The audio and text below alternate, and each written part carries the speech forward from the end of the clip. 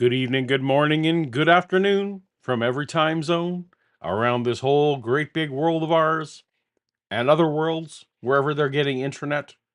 I assume probably there's some weird neighbor planet here stealing our Wi-Fi. Gotta set our password so that we don't get the people stealing our Wi-Fi. Anyway, I don't care if you are. Welcome aliens, welcome humans, even welcome Americans. Sure, why not? We can welcome some of you American friends to Toast AM, a show that we sometimes do on Fridays, and here from rugged Nova Scotia, Canada, where it can't decide if it wants to be snowing or not snowing. Welcome, and welcome as always to my good friend and co-host Dave. Well, hello, Paul. Hello, Dave. Hello. Hi. Look at me, huh? Did Just you? I can't put my finger on it. Did you? You got a new shirt? I lost a little weight. Oh, okay, very Yeah. good, very Yeah. good.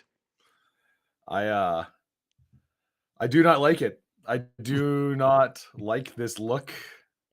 I I was shaved right down to baby bottom smooth. Did I send you a picture of that? You only with the makeup on. Oh, okay. I should send you one. If you want, you can throw it in chat, but it's uh it's me. I'm not happy with it. My Well, mother, who famously hates beards, I sent mhm. her a picture and she's like, "Why did you do that?" And I'm like, I don't know. I Well, have no I have no answer. There you go. it's always fun, that interim process of growing it out. That's always the best. That's a Yeah, hoot. that's a hoot. That's great. Oh man, I feel like I'm getting all my buzz again. Then I'm sick, Paul. I know, Dave, you're having a rough go. I'm having a rough go. I got a bad head cold this week that I'm just starting to get over now. I got this going on. There's been a lot of stress at work, although I'm happy to say the big stressful project that has been consuming my life today was like all of my parts is like signed off, correct, done. So it's like Woo! there we Well, that's go. good.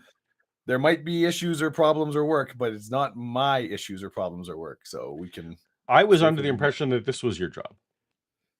um I mean, I have a side gig Oh, I because we see. only we only do this show every other week about almost half the time. Yeah, we do like 8 of these a year or Yeah, whatever it so I is. do need to No, find something 15 a to year. I don't know how many it is yet. Yeah. something to fill the hours. Yeah. Yeah. All right. But the truth, so I had a costume I was wearing for an event where I was dressed up as a skeleton. Won't get into it, but and then I thought, you know what the hell? I haven't had a clean shaven face for over 20 years. I was curious to see what it looked like, and the answer is bad. The answer is not good. So now we are 1 week into correcting the problem. Yeah, yeah. I as you know, I went with I grew out facial hair for the first time for a little for a fan movie that you and I were involved with together. Yeah, sure were. And I've not, yeah, that's the last time I've been clean shaven, was like Yeah. literally before that. Yeah. I'll tell you, I forgot what a pain in the ass it is to shave like under your lip and above, like in the nose and stuff with an Mm, actual razor. I don't, not an electric shaver because, I have self-respect. we have a super But chat from SJL. hey, SJL, My beard is going on 42 years old now. Beard forever. there you go. So this is it, everybody. That's very good, brain cramp. I like it. The That's the brain cramp to you. the brain cramp. Yes, that's all capital. Yeah, I should know. There you go. The brain There, cramp with their clever, with clever their reference chat. to my T-shirt. Exactly. Dave Very good. actually replicate. I don't think the Yeah. replicants rep the merch. Not usually, unless you tell them to. I guess you know what? That would be a double fake out, right? It's Yeah. like, would a real replicant wear the merch? Come on. Come on. Yeah. It's the double bluff. Double bluff. Mhm. All right. Well, it has been a minute, and the bills have been racking up. Yeah. As you Yeah. know, it doesn't matter. We have We have various expenditures, including, you know what? Cheers to you, Dave, for making Hey, it, for being here despite being under the weather. I'm drinking a hot toddy tonight. If anyone knows what I'm that glad is. because you do owe me that email telling me 5 things you did this week. Yep, and I got Yep. cinnamon in there. I got Cheers. the lemon. Cheers. Hmm. Ugh. Yikes. All right. Hmm. It's good tequila. All right. There's no such thing. Bills to pay. Yeah. So Dave, tell us a little bit more about this week's sponsor. Well, Paul, you hit the nail on the head. The bills are piling up, and so unfortunately, this week I had to say yes when normally I'd say no. Normally, Paul, as you well know, I'm tremendously excited to talk about our week's sponsor, but between you and me and the legions of Toast to Toast fans who tune in to watch this stream, I'm not totally sold on this one. Like, the company is fine and it doesn't use child labor or union breakers or anything like that. And as far as I know, their products are 100% natural and fully biodegradable. But they just, I don't know. It just isn't my thing, man. Not my vibe. And you know what? I'm also now realizing I probably shouldn't have vocalized all that. But you know what, Paul? I've got a head cold, and that's what deposits are for. So, you know, we're making something. Let me take this opportunity to introduce to the viewers and my good co-host Paul our exciting new sponsor, Stubble. Oh man, Stubble, our good friends at the good friends at Stubble. this Uh, is gonna be a rough one, this is everybody. gonna be a good one. Yeah, that's right, Stubble. It's not just for fields that have been left fallow, Paul. Someone looked at big expanses of farmland full of dead stalks of crops and said, you know what? What if that, but on my face? Too long to be dismissed as a 5 o'clock shadow or a George Clooney-esque roguish charm, and too short to be considered an actual beard by any right-thinking individual, it is the perfect look for people who have just given up. Oh, they'll tell you a lot of pretty little stories, claiming that people will find you more attractive, sexually dynamic, stand out from the crowd, they'll say. Every hipster in Portland and Viking in Stavanger has a beard, and clean shaven? Great if you're a cast member of Saved by the Bell. It's time to swim against the current, they said to me. Buck the trend. Zig when the sheep will zag. Be your own man, Dave. So I thought, what the heck? Let's give this a try. I mean, I thought pants were cuckoo bananas until I tried them, and now I wear them more often than not. What have I got to lose? Now look at me, Paul. Look at what those animals did to Mama Z's baby boy. If it wasn't for the incredible love I feel for every member of this channel and the passing amusement I get from watching you awkwardly try to act like the people you see on TV, I would be hiding my face in shame for the next 6 months. The disgrace of it, the ignominy that I, who has teleported across this great country of ours, Paul, taken sponsorship from organized religion on a channel dedicated to skepticism and reasoned debate, who once ate 24 Krispy Kreme donuts in a single sitting to win a bet and walked away from the table with my head held high, that I should be reduced to this state. Well, forget it. Forget it, Paul. You know what? I don't recommend this week's sponsor or endorse their product.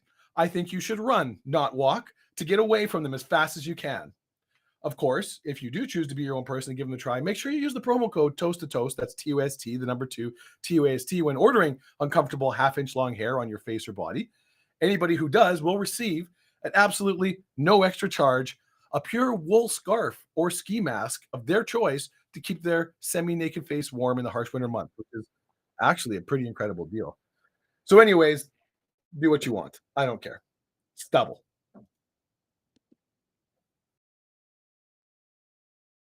I'm a pretty big fan of Stubble, Dave. Well, makes one of us. Maybe I should have done the ad read this week. Thank you That's to my good friends at Stubble. yeah. I've been loyal to you for decades, and here we are. You I've put actually me in been an doing awkward position. I put you in again. You put Once you in an awkward again, position again. awkward Yeah. position. All Yeah. right, Dave. Well, this show is dedicated and anchored around celebration of the old radio show Coast to Coast AM, hosted by our favorite of the hosts. There have been several, but our favorite, Art Bell, the The original. originator. Yeah. The often And imitated but never duplicated. that's correct. Yeah. And Art Bell, so we on this show, we pluck out old episodes that have been captured on old cassette tape by various view member people watching the show, and we relive those moments. And today, Dave, this one was, as I recall, it was requested from someone in the audience. No. I just someone I know. Oh, I see. So yeah, that I was well, chatting with. I'm going to on count the that as internet. audience. Someone, Yeah. you know. There you go. Yeah. So And, this was regardless of whom, be it the brilliant members of our audience or some other person, this one came as requested. And so I have listened to virtually none of this. No. I know next to nothing. Other than that, there is some connection to the show Stranger Things. I listen to more than I usually do. Hmm. Full disclosure, I actually listened to a fair chunk of it because I started listening a little bit. I'll tell people that to see if it was worth, because some of these are just duds. So you listen to a little bit to kind of gauge it, and I ended up getting hooked. And by the time I looked up, I'm like, oh, I'm more than an hour into this show. I need to stop listening to it. Oh wow, okay, all right. Do they eventually get to callers? I don't know. I think the interview is 4 hours long. Oh, okay. No. I actually I skimmed. The last 2 hours are callers without just the guest. They do keep talking about some of the same topics, but the guest leaves. So I don't know if callers ever interact with the guest. Well, so I know that at the 2 hour mark at least there's callers, so we'll see. Okay. Anyway, and as you know, on this show, we're not incredibly efficient about getting to too much of the show. For those of you who are regulars, like Scotty Orange, who super chats, $5 super chat. Thank you, Scotty. Good luck on this episode, gentlemen. Sorry, my country of USA sucks right now. You know what? We are also sorry that your country sucks right now. Yeah, and we don't blame you, Scotty. We do not. And we won the Four Nations Cup, which, yeah. But did you see classy Kachuk brothers? Yeah, I did. Putting out some statements. Yeah. Real good. You used to cheer for one of them. Look, it's funny when he's on your team. Yeah. It's like it's funny when it's on your team. Yeah, I got Corey Perry on my team right now, so yeah. Yeah. I will say I can't see myself ever having cheered for Ulf Samuelsson, even if he was on my team, which he never was. Right. He was such a dirty little coward that I'm like, I can't see how anybody, you know what I mean? You're just I do know what you mean. Guy. I kind of, it's like you're on my team and I hope somebody cleans your clock. And Quasimoyo, thank you for the member for 18 months. Is Dave is new Dave a result of the tariffs? That's right. Yeah. They've taken 25% of your beard and your will to live. No, roughly 25% of me was beard. I see. Oh, that's how that worked. Right. I see. Gone. Yeah. They took 100% of the beard. Yeah. All right. So, all right. So introduce. Well, I guess we'll let Art introduce the guest and what's happening here. Oh yeah, you're coughing. We're good. You know what? I'm gonna just play some art, and we'll see how this goes. Yep, it's gonna be great. Why don't you tell everybody who you are? I'm essentially an electrical engineer, graduated from University of Tampa. Also of note, I'm sorry about the hiss and the whatever. It's in the call. It actually gets better. Yeah. A few minutes in, apparently he resolved. So I tried treating this part of and then it just made it all the rest of it worse. So we'll suffer through the first few minutes where his connection wasn't great. It's verisimilitude, Paul. It's verisimilitude. I'd like to make note. This was in I don't remember which month, but it's from 1994. So this is this is a hot minute ago. And did the Polytechnic Institute of New York. I worked in the military industrial establishment for a number of years. Worked on many secret projects, including the Montauk Project. Okay. Are you retired now? I consider myself semi-retired. I've been forced to be semi-retired. Okay. I have my own business now. You have your own business. All right. Yeah. You want to tell us what kind of business? We do electronics manufacturing, small manufacturing, R&D work, testing. We do rebuilding of electronic equipment for this. Stick with me, folks. Trust me, this does get better. We just got to kind of get through the first 5 It does minutes feel here. like, for some reason, Art woke him up for this interview. Yeah, this is. You know, he's an entrepreneur. He's are you here against your will? Yeah. At the start, You know, he gets up. He's an early bird, so he was having a little nap. He woke Yep. up. He rolled over. He's like, "Oh, I got to phone Art." Small industries on Long Island here. Very good. All right, Preston. What in the world is the Montauk Project still going on? Yes, it is. To be fair, It is. Long Island. It would have been like what, 3 a.m. when this show aired.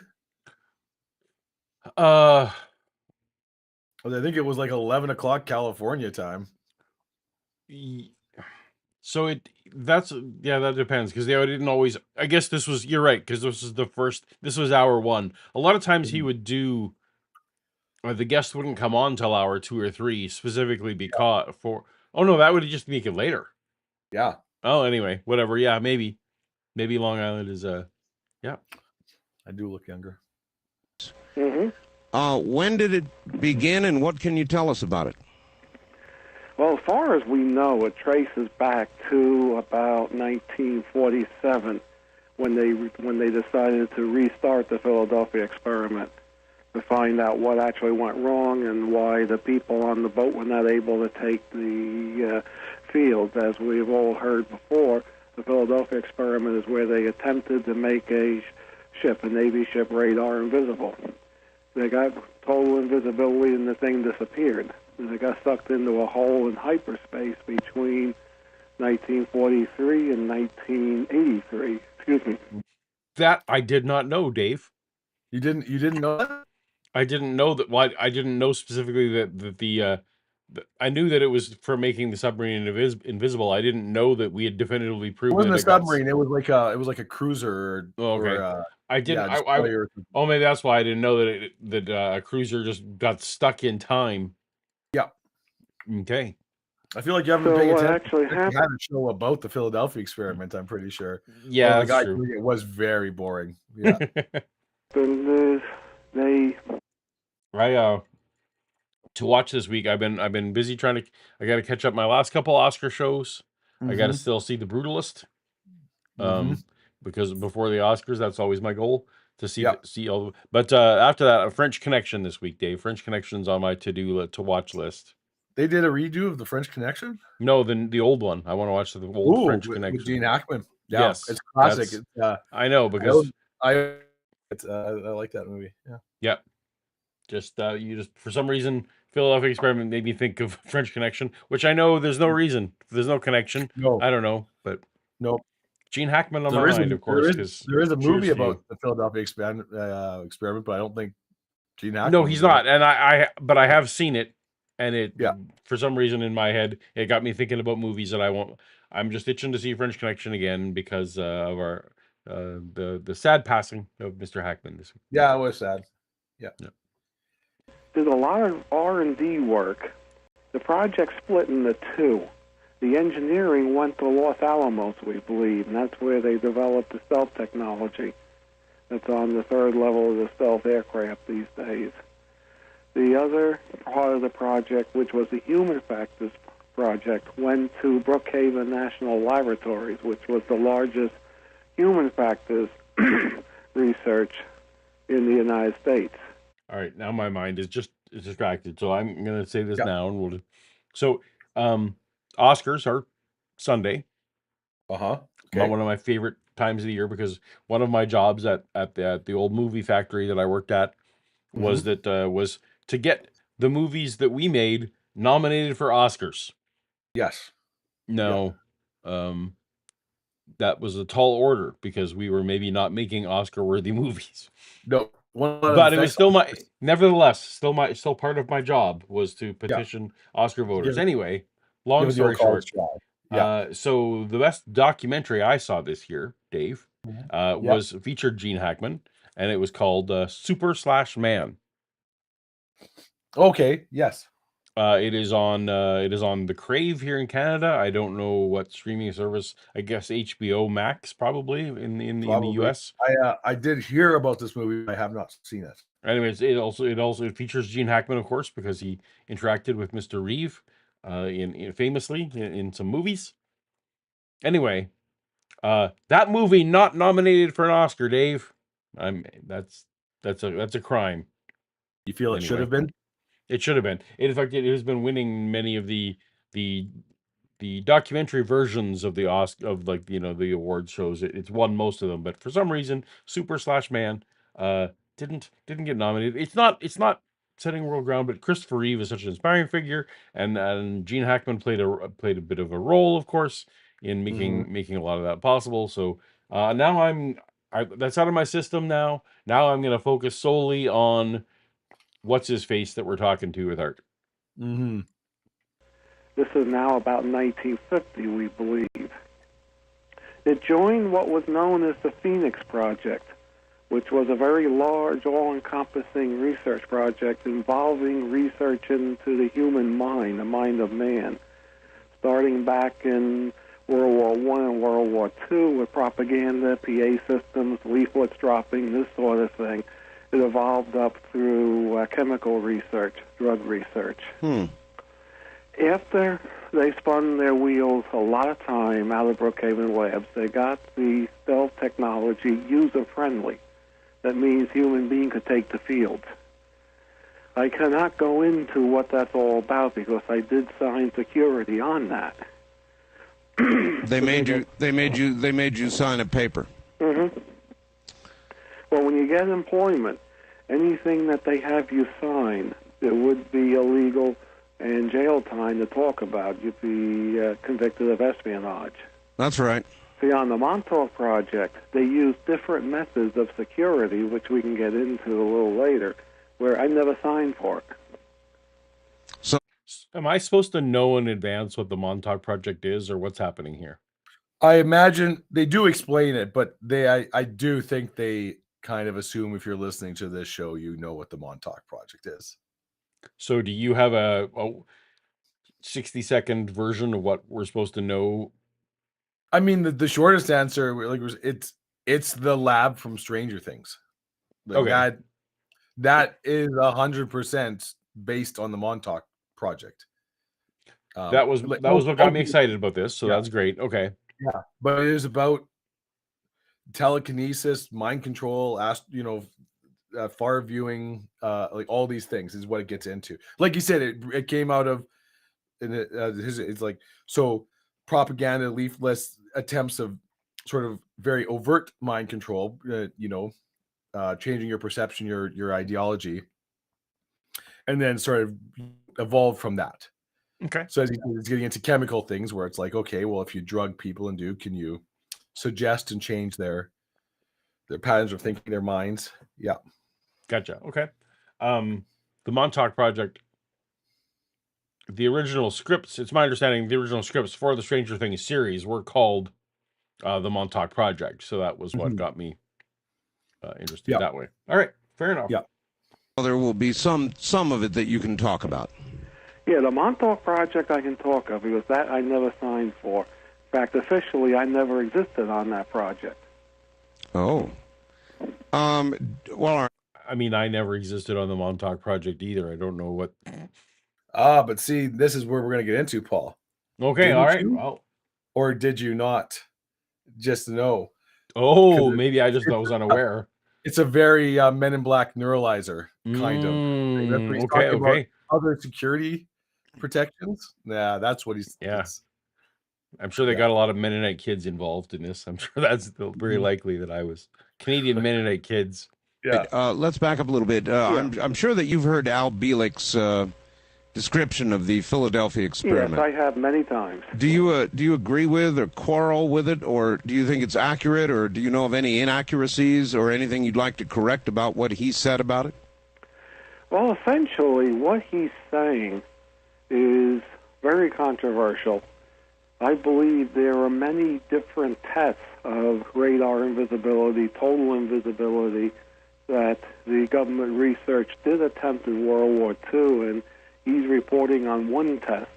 If you read the popular Bill Moore book, Bill Moore compiled all sorts of information, which was on a number of different kinds of tests, different kinds of procedures used. This is why the book is somewhat confusing. Al is speaking essentially from personal experience. Excuse me. You need to time your coughs to his coughs if you can. Yeah. Mm-hmm. In talking with a lot of other people that he's come across, just as I've come across people. The Philadelphia experiment did happen. It was definitely a high-energy physics project. There is other information coming to surface saying that Nikola Tesla had a input to it in the beginning. Correct. And, Dr. John Eric von Neumann definitely did work on it. He himself told me that. And I think Al's idea of what happened on the boat, excuse me, is pretty much correct. Because also I've had the same idea from other witnesses, like Duncan Cameron, who was also on the boat with Al. All right, I really so don't have any quarrels with Al. So then you think the story is essentially correct? It's essentially correct. I think he may have missed some items in some of the points. One thing that I've found as I've interviewed a lot of people who talk about time travel, talk about alien spacecraft and the way space might be warped and the way it might be jumped across, in fact, and the technologies that they're talking about are strikingly similar to the one that Al Bielek told us about. Well, again,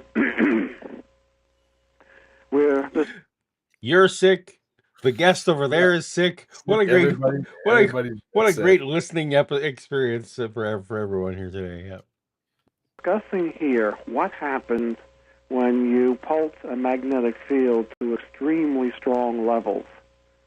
It's well known in the quantum physics world that if you pulse a magnetic field beyond, I believe it's 1,000 Tesla field strength, it is highly possible to bend space and time. Now, if you can control this, it is theoretically possible to gain control of space and the time continuum, which would lead to the ideas that all this stuff you hear coming out of the UFO legends has some scientific basis behind it. Although a lot of the physicists will not accept the idea that there are parallel multiple realities. But your quantum physics is beginning to accept that idea at this point, and a lot of them always have.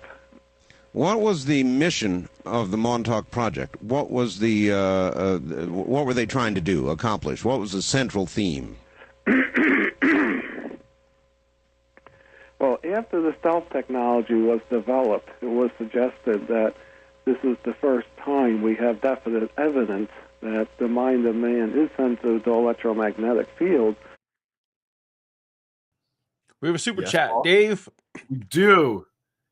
We do.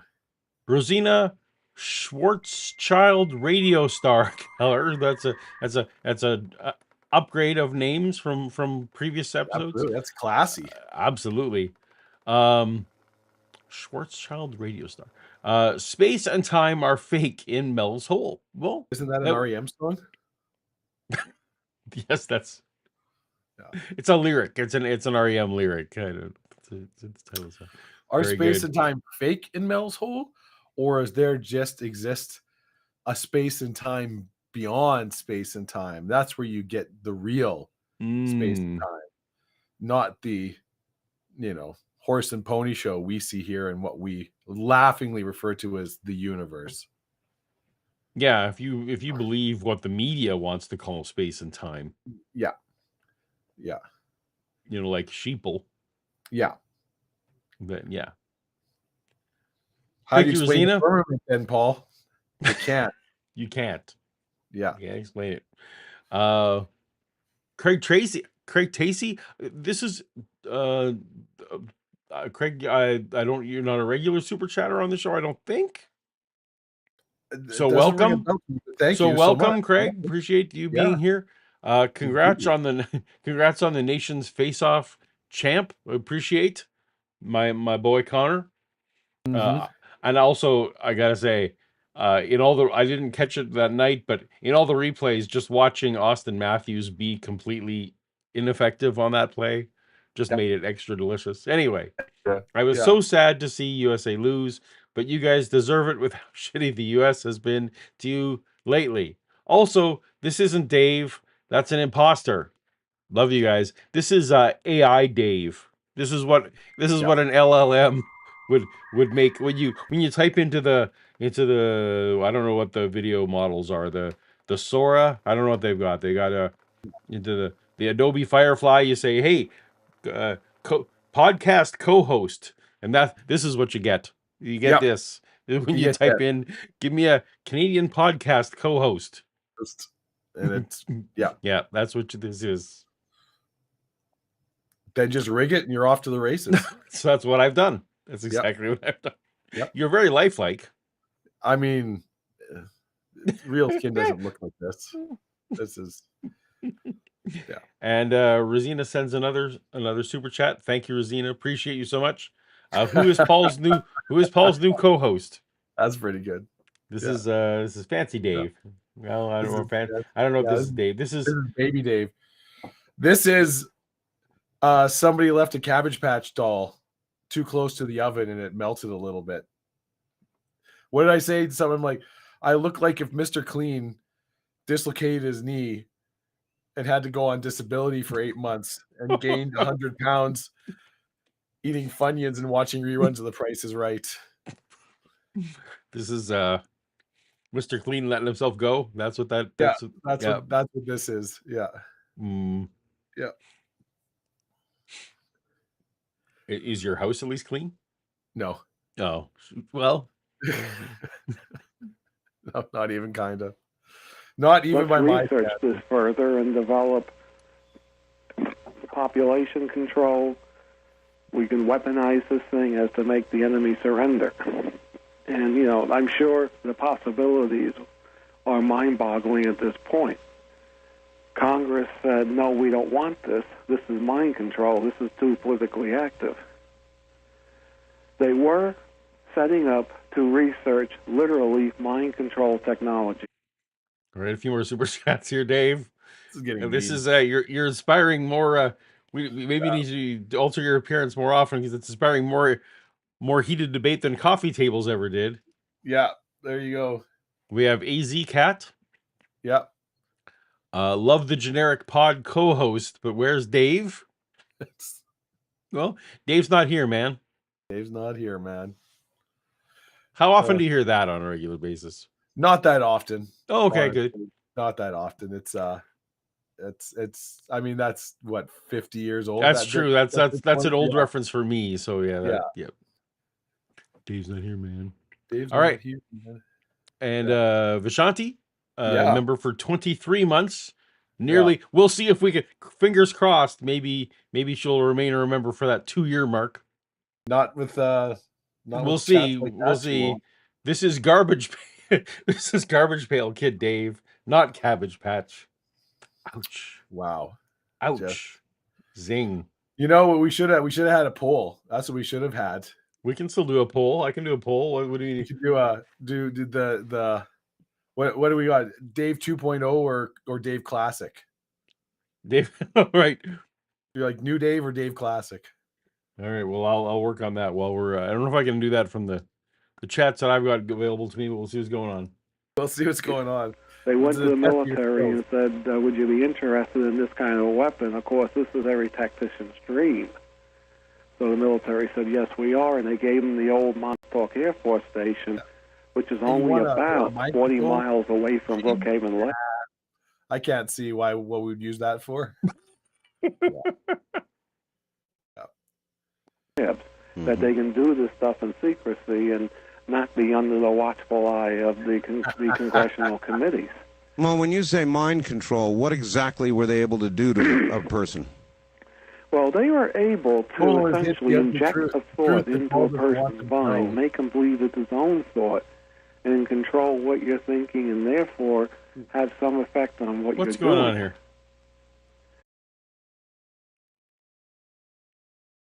Sorry. So it's okay. But what's going on? They could literally read out what you're thinking. They can modify your thought pattern. Oh, sorry. No, but it's my pause and play button. You guys couldn't see this, so I'm talking to myself. My pause and play buttons are like just stopped working. So yeah. What were you saying? The one that you couldn't pause for the? There's a Joel Zepsky. Oh, did we miss a super chat? No. It's just a comment, but it made me laugh quite a bit about the real reason I have to grow my beard back. Oh, here we go. The real reason Dave has to grow his beard back is because Paul Doge doesn't pay to retune any picture of Dave. Well, we it's funny because if other I asked you for some things, and if that had happened, we could have actually had a standby cartoon Dave, maybe ready for the show. But that's cheating, cop out. Now people can come along. Just keep tuning in, show after show, on my hashtag beard journey. That's true. You can enjoy the dizzying highs, and we can all weigh in our favorite length, perhaps, of your beards. Yeah, everybody give me your opinion of how I look. Yeah, that's what we were last. That's what ultimately, yeah. That's what I come to the internet for. Yeah. But I was just gonna say it's really tough to get YouTube audiences to make comments as about host appearances. That's really they're hesitant to do this. In my experience. The trouble with Paul, that on this show we have such a wonderful, classy audience that we don't really get any of that. It's true. But there is a super chat. Oh, we missed a super chat. From SJL. Boom. SJL. Next show, Paul can inspire super chats with a white t-shirt. No,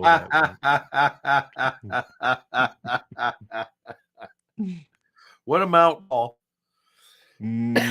What amount would have to be super chatted for you to wear a white t-shirt in a show? $8,000. Yeah, there's obviously a number, because there's always a number. It's just, that's very good. Oh, what? And this was done at a distance using radio waves.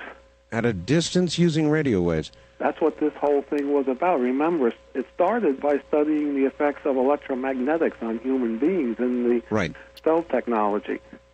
And it evolved into this device that could literally reach into a person's mind. At a distance? At a distance.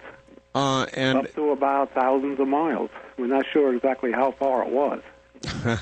All right. You said you can't talk about the technical aspects of whatever allowed, the biologically friendly fields to be applied. But can you talk about the technology that allows mind control, or is that one and the same? Yes, because I did not sign for that. They used mind control to make anyone that worked on the project forget what they did. Well, all right. What technology is behind that? I know radio waves, but radio waves generally are totally harmless and without effect to biological entities. They're all around us. Well, this, as you've probably been reaching, this is coming up to a lot of debate at this point, exactly how harmless are these electromagnetic waves. That's true. Most of our waves that we do... I did not know that. So, Rosina, that is partially I wanted to set a goal above, what would actually be possible. Also, I feel like, I do have, PayPal and other links in the description. So ways it can happen. Also, I don't expect a single individual. No, and that's the thing. That's correct. I would a cumulative total. If there was ever, some kind of 15 of your friends to chip in, and we'll hit that $8,000 mark. And I feel for $8,000, you should wear a white tank top.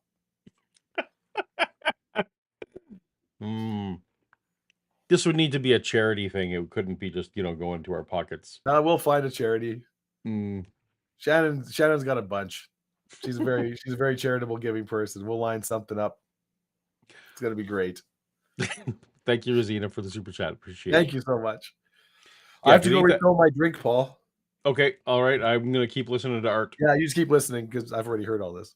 Deal with in our environment are what we call continuous waves, CW, like coming out of your radio transmitter. Right. Human beings are sensitive to pulsed waves, fast on and off, semi-random fractal-based type modulations in pulse form. They use pulse frequency and pulse amplitude. It's a very, very specialized form of modulation resembling... I feel like this is just him saying the word pulse the way we would use quantum now. It's just, oh no, everything, just I put the word pulse in front of every scientific word that I know from my engineering school, and then we got some pseudoscience. Some very modern chirp-type radar signals. All right, so it's a true pulse then. It's not just a pulse modulation. It's a true pulse. It's a frequency-hopping pulse. Frequency hopping. Yeah, it goes from frequency to frequency to frequency. If you tune it in on a radio receiver, it just sounds like a crack at a particular frequency. Then it goes to another frequency, you got another crack, and it hops around from frequency to frequency. Montauk had about 20 different frequencies they hopped between 420 and 460 megahertz. 420 and 460 again. That's interesting. Yeah. The Russians are using something or another that we call the woodpecker. Well, that's down at HF. That's HF, is correct. Right. But so it's and not. That's the similar type of modulation scheme. Is it? Again, it's a pulse with a chirp inside the pulse. Oh. I've looked at the Russian woodpecker. In fact, we have what we call over the... I've looked at the Russian woodpecker. I'll put that on a shirt. Horizon radar here, which looks almost identical but much more sophisticated. And when that first appeared on the air, I called the FCC and asked them what it was, and they said it was the American version. It was the American over-the-horizon radar. And I said, oh, you mean like the Russian woodpecker? And he said, yeah, it's our version of the woodpecker. I see. And so then you're saying that with the right kind of pulse in the right frequency range...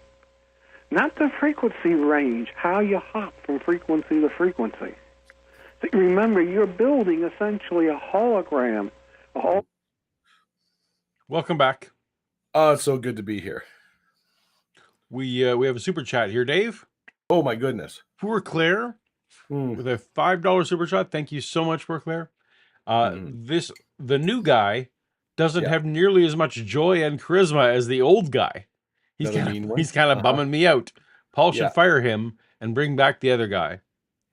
Well, first of all, poor Claire, I am not showing my bum on stream. Doesn't matter what you super chat. Can I hold you to that? Yes. Also, but this particular co-host is a little under the weather, unfortunately. Yeah, so I am not at my. You'll have to forgive me. This is not. This isn't a Samson situation, right? It's not like you lost. It's not like your joie de vivre was actually contained within your beard, was it?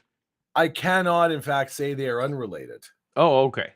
Like, I mean, it's a cold. I have an illness, but I mean, I definitely, without the facial protection of the various orifices, I feel like that probably has led a lot of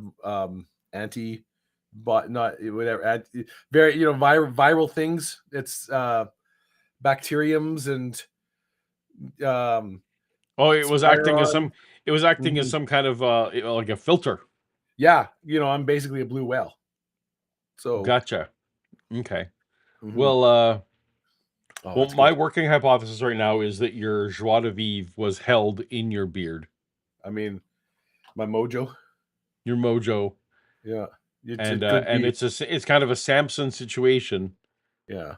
I don't know for a fact, but it may well be some kind of, attractive person may well have convinced you.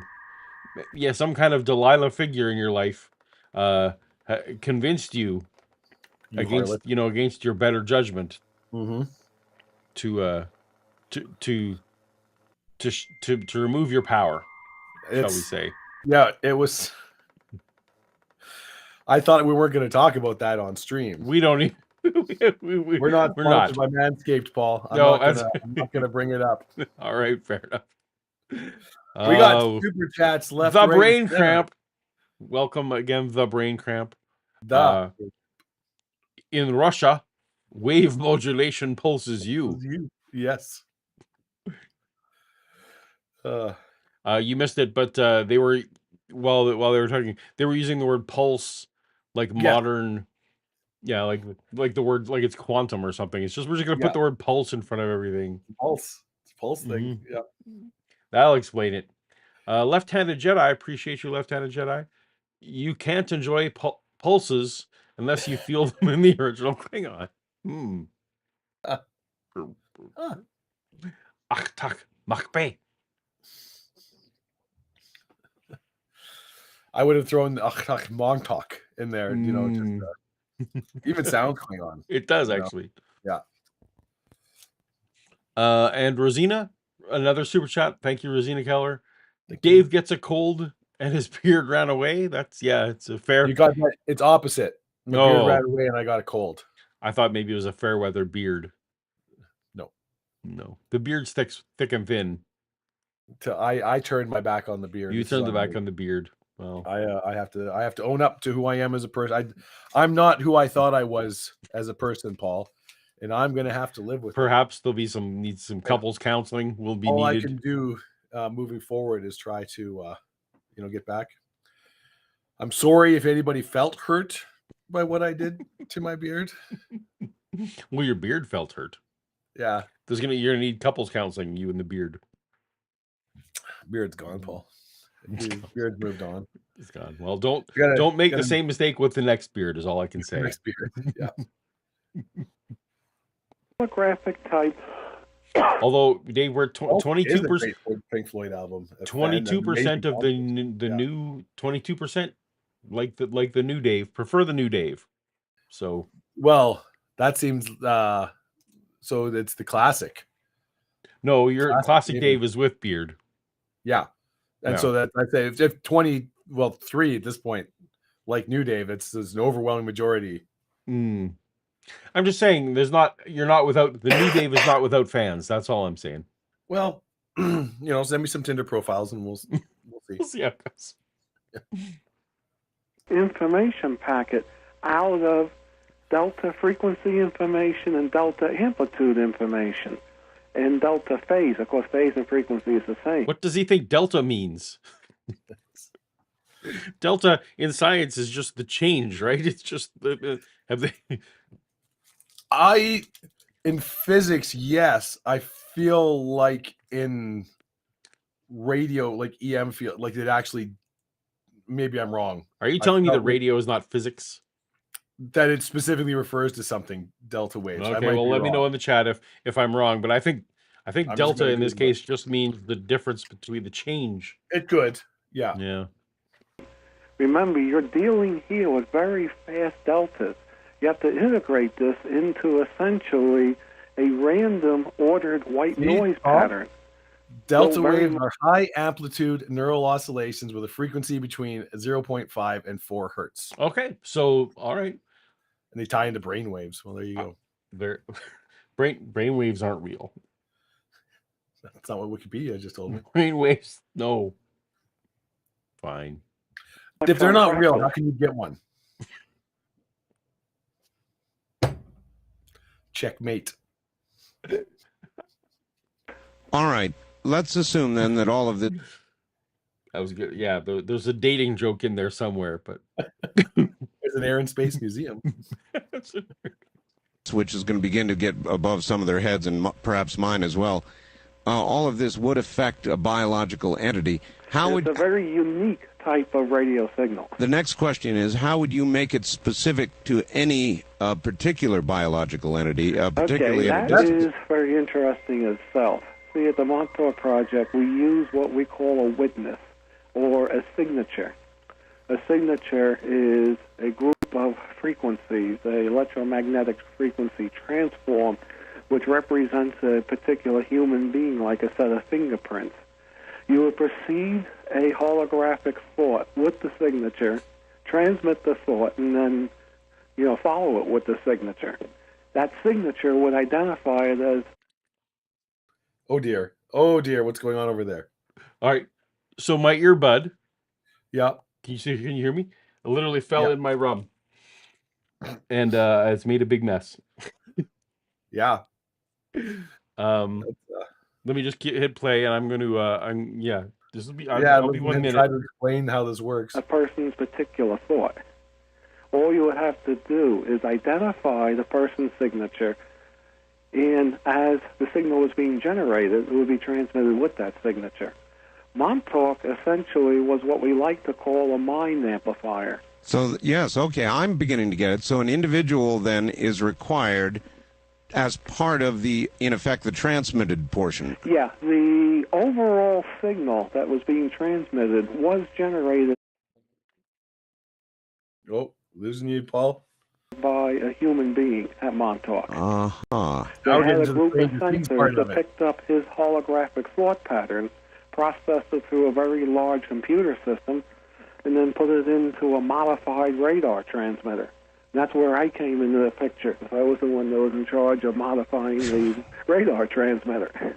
Oh, that's incredible. Oh, I see. All right, so that's how you got into this. Yeah, You were they actually... essentially built a mind amplifier. Yeah, I understand. A mind amplifier. And that led to all sorts of things, including mind control, precipitation of objects. There was all sorts of things that were done from this. Can you hear the beeping? I don't let's hear stay... anything. Able to create Okay, good. an object. Yeah, so We literally... got super chats, Paul. Okay, literally my earbud fell in my rum. Yep. So now remember. now I believe it might be dead, but it's actually also beeping in distress. Okay. So we're having a good show, Dave. Just gonna let that guy maybe dry out for a little bit. Yeah, I'm gonna let that one dry out for a bit. I don't need to put a sticky earbud back in my ear. You need to get some like over the ear cans, like the. Well, I do have actually. I did just get brand new over ear Beats. But, ooh, my! What kind? Beats. Mainly for the comfort. By actually, Shroot? is the I got these Beats not because they are like they sound the best or because they're hip or cool, but they just are for my ear the most comfortable. And I'm also wiping coke off my keyboard. I just told a pretty good joke and you completely missed it. I did. Yep, I missed it completely. Yeah. You said you got Beats, and I said Beats by Shroot. I'm sad I missed it. Beats by Shroot. Beats by Shroot. Bears beats Battlestar Galactica. Oh, we got super chat though. Yeah. Yep. Delta waves are the brain waves Philip J. Fry doesn't have because he's his own grandpa. Dang, right there. Okay. You think you know more than Futurama, Paul? You don't. I don't. Yeah. Was there another super chat I missed, or is that it? Yes, Scuzzbopper. Oh, there it is. It's the beardless bad karma at work. So my not having a beard makes Paul drop earbuds in his. Yeah, apparently. Yeah. So now maybe it's not so bad. The background. That's weird. So yeah. So now it's my earbud is in distress, and I can hear the squealing of the earbud. It's like. Just like Silence of the Lambs, Dave. It's like Clarice. Do you hear? Do you hear the earbuds screaming? Clarice. Go put it under your pillow. Yeah. Because if a person sitting at the input of this could visualize that object in their artificial reality or virtual reality, this equipment had the capability of making it real. We're talking probably at least 100 million watts. Continuous, not pulse, power that they had out there. The thing was modified to what's known as BMUs, which had 100 megawatt continuous power. Did it actually create an object, or did it create the vision of an object? You should go get just like a measuring cup or a mug or something and put some rice in it and put your earbud in, and it'll suck all the moisture out. Yeah, I don't have any rice with me in the studio here right now. Well, I suppose I could do that. Well, you know. It What's could even- do either one. Depends. What's that? Who? What was the point of the studio then? not for rice storage. What happened to you, man? You Upon changed. You changed, man. You changed. While Used to be we're doing this, Rosina, Swarchild radio star, Keller. Dave's beard was holding the entire production together. That may well be. Mhm. We're testing the hypothesis tonight. I mean, so far it's holding up pretty good. quality of the transform being reproduced through the equipment. Like you could picture if your signal coming out of your transmitter was complete enough, it would be theoretically possible to recreate you at the other end. The reason you can't is one, the receiver doesn't have enough power, then the information channel from the transmitter to the receiver is nowhere near high enough fidelity in the other dimensions and realities required to do it. This is what we tried to do at Montauk, was bring up this fidelity factor of broadcast. What could you get an individual to do? You say you could put an idea in an individual's mind. How much power of suggestion could you accomplish? Okay, I really don't know, because that's the logistics of the project. You remember, the information was very compartmentalized. Now, legend, this is reports from people who I've spoken to, told me that they can get a person to do almost anything they want. This is the way it was put. That almost the sky was the limit. God, that's incredible. You They know, wanted to program. It's getting good. It's getting good. I think we're on our way, but we got a couple super chats. We're into the good things now. Yeah. I'm excited to hear. So, is it better or worse than being hypnotized? That's kind of cool. We have Baby Suggs. Baby Suggs. Dog woke me up to catch a live. Go Huey from the UK. Thank you, Huey, for UK. waking up Baby Suggs. My pup. Oh, you can't see it because the super chat's up there, but my pup has gone back to sleep, as she is wont to do about 20 hours of the day. I would have thought that squealing earbud that definitely is real and not imagined by you would have woken her up.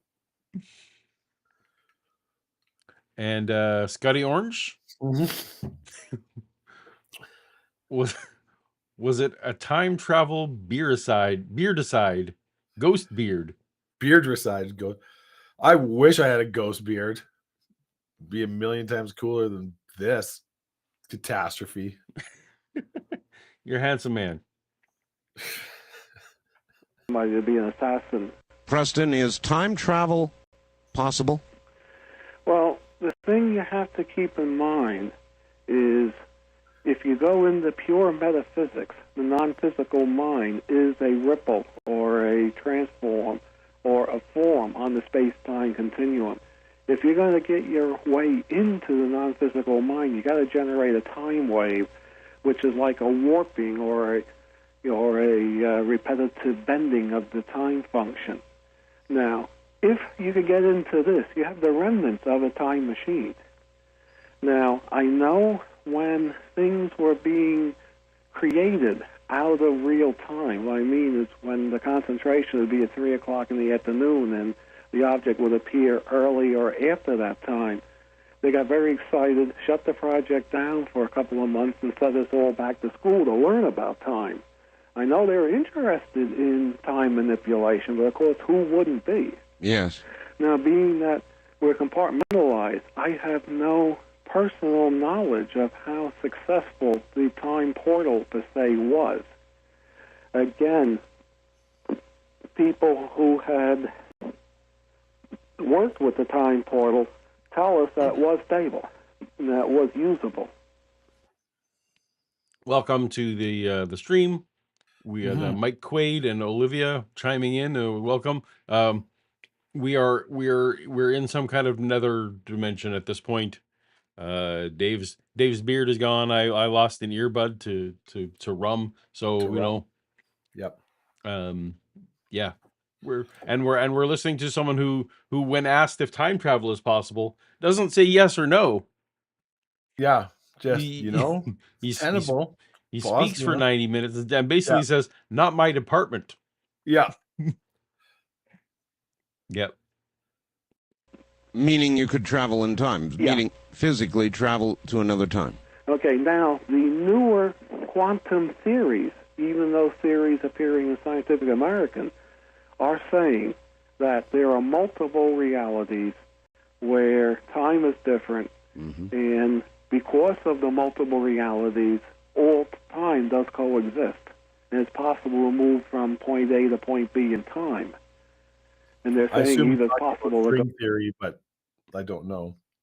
So if I followed that correctly, he was basically saying that I think he was trying to say that while there are all the multiple realities have their own dimensional coordinates, spatial dimensional coordinates, Mm-hmm. that they all share the same time coordinates. I thought he said the exact opposite, that they don't share the same time coordinates. That Oh, time is different from dimensions, or there are dimensions where time is different. oh, you're right. He did start with that. There's dimensions where times Yeah. are different, and Art went, like that obviously, duh. Yeah. Sky is blue, water's wet. Mm-hmm. Okay. Mm-hmm. All right. Well, then I got to work on my model of time travel here. go into the future, which has a lot to say about is the future predestined or isn't it? Exactly. If you can travel into the future, to me, it means that we're already predestined as to what's going to happen. I believe if you make a time loop from point A to point B, you just predestined between point A and point B. All right. Preston Nichols is my guest. He was involved in the Montauk Project. This is a fax that came, and actually it's not. It came to me on America Online on a computer service, internet, and it. There's a sentence you don't hear every day. No, certainly not. I got the a last fax. 20 No, years. hold on. No, it wasn't a fax. Hold on. It was on AOL. Yeah. An internet message. Oh man. Also, so what? Hold on. We got someone's telling me I need to get this kind of rum. What's this? Ratu 8-year-old, apparently chocolate and coconut, which I do like chocolate and coconut. Ooh, I've never seen that. I wonder if they sell Can you in get Canada. it in Canada? In Some Canada. of the good stuff you can't get in Canada. That's right. Because also, especially if it's American, because you guys, we're not buying American stuff these days, is the thing. Yeah. I don't know what this is. There's a Canada. Okay, Batty. there's a kind of flavored meat I really like called Odin's beer that's not available in Canada. That's too bad because it's delicious. All right. Well, I will take this as I will look for it, but if it's American, we'll have to save that for 4 years. It's Fijian, Paul. Okay, Fijian, perfect. We have a super chat from Xanos Carthage, a new co-host. No, I've always been on this channel. I don't know what you're referring to. It's literally named after me. So Your name's Toast? what the hell's wrong with you? It's my parents. I can't help it. Yeah. Greg in San Diego. Your guest tonight has remarked that a particular technology had to be reduced to accommodate humans. Could he elaborate on that statement without violating the secrecy agreement with the government? In other words, is there anything at all that you can tell us about the adaptation of the technology to be biologically friendly? Well, let's say first that there are 3 levels of stealth. The first 2 we hear about quite often, which is the radar cross-section, which is how much radar signal does the thing reflect. The second level is absorbing the radar signal. Now, if you've seen a picture or seen a stealth bomber or stealth fighter, you'll know darn well it's a huge pancake, and it's not. It gives a lot of radar cross-section. Yes. So they didn't do a good job there. And I have worked with the absorbing coatings in order to try to cut down reflections inside of component enclosures, and that stuff doesn't work all that well. Composite materials. Yeah, so what this is saying is there's got to be a third level. The third level is electromagnetic bottle. Now, how they made the thing user-friendly in a nutshell, this is alluded to in some of the aircraft publications, the electromagnetic bottle. They found out that when they...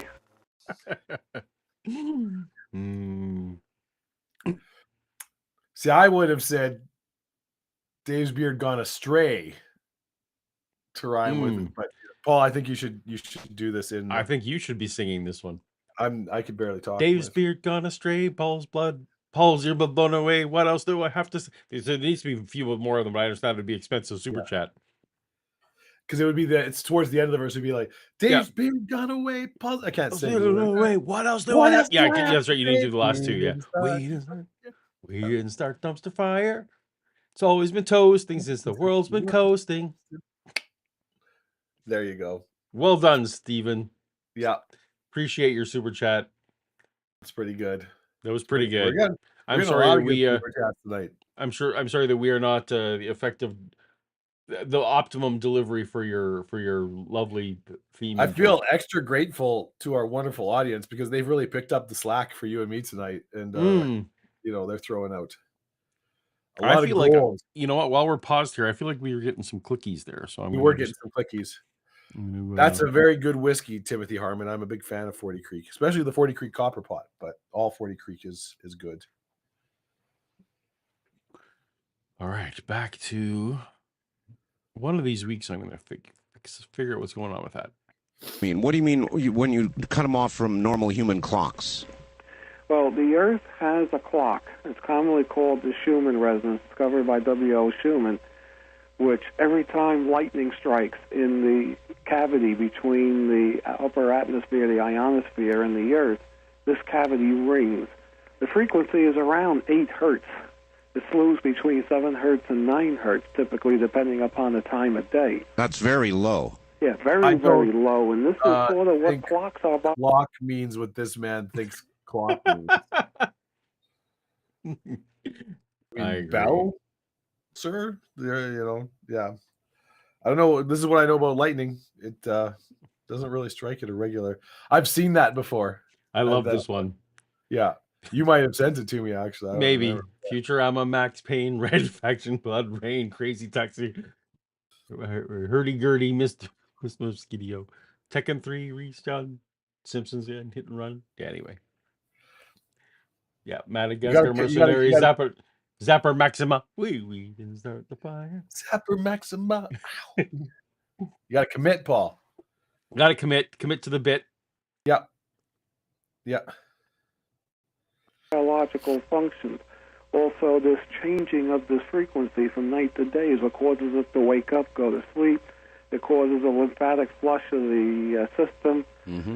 It also has a lot to do with the alpha, beta, gamma rhythms in the brain. Now, the other problem... It has to do with the alpha, beta, gamma isms in the brain? Is that what I missed? Rhythms. Alpha, beta, gamma rhythms. Oh, okay. All right. Fair enough. They had to, the original technology create... It's that sorority that's in my brain. Yeah, and their rhythms. Needed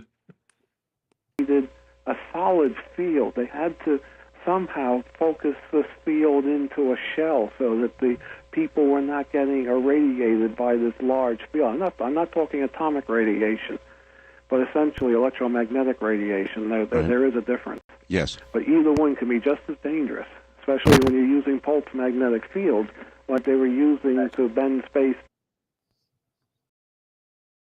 What? Especially when using pulses, Paul. You got to watch the pulse. This guy, for someone who, can be doing remote mind control and all this other stuff, I'm dubious when he couldn't get a decent, call connection. Well, he's it's different fields. Different fields. Not his department. Time travel, maybe down the hall. Time travels over down the hall. Don't come to me for that. Time to the point where they're just outside of our continuum, so the thing was somewhat invisible, either radar or fully invisible.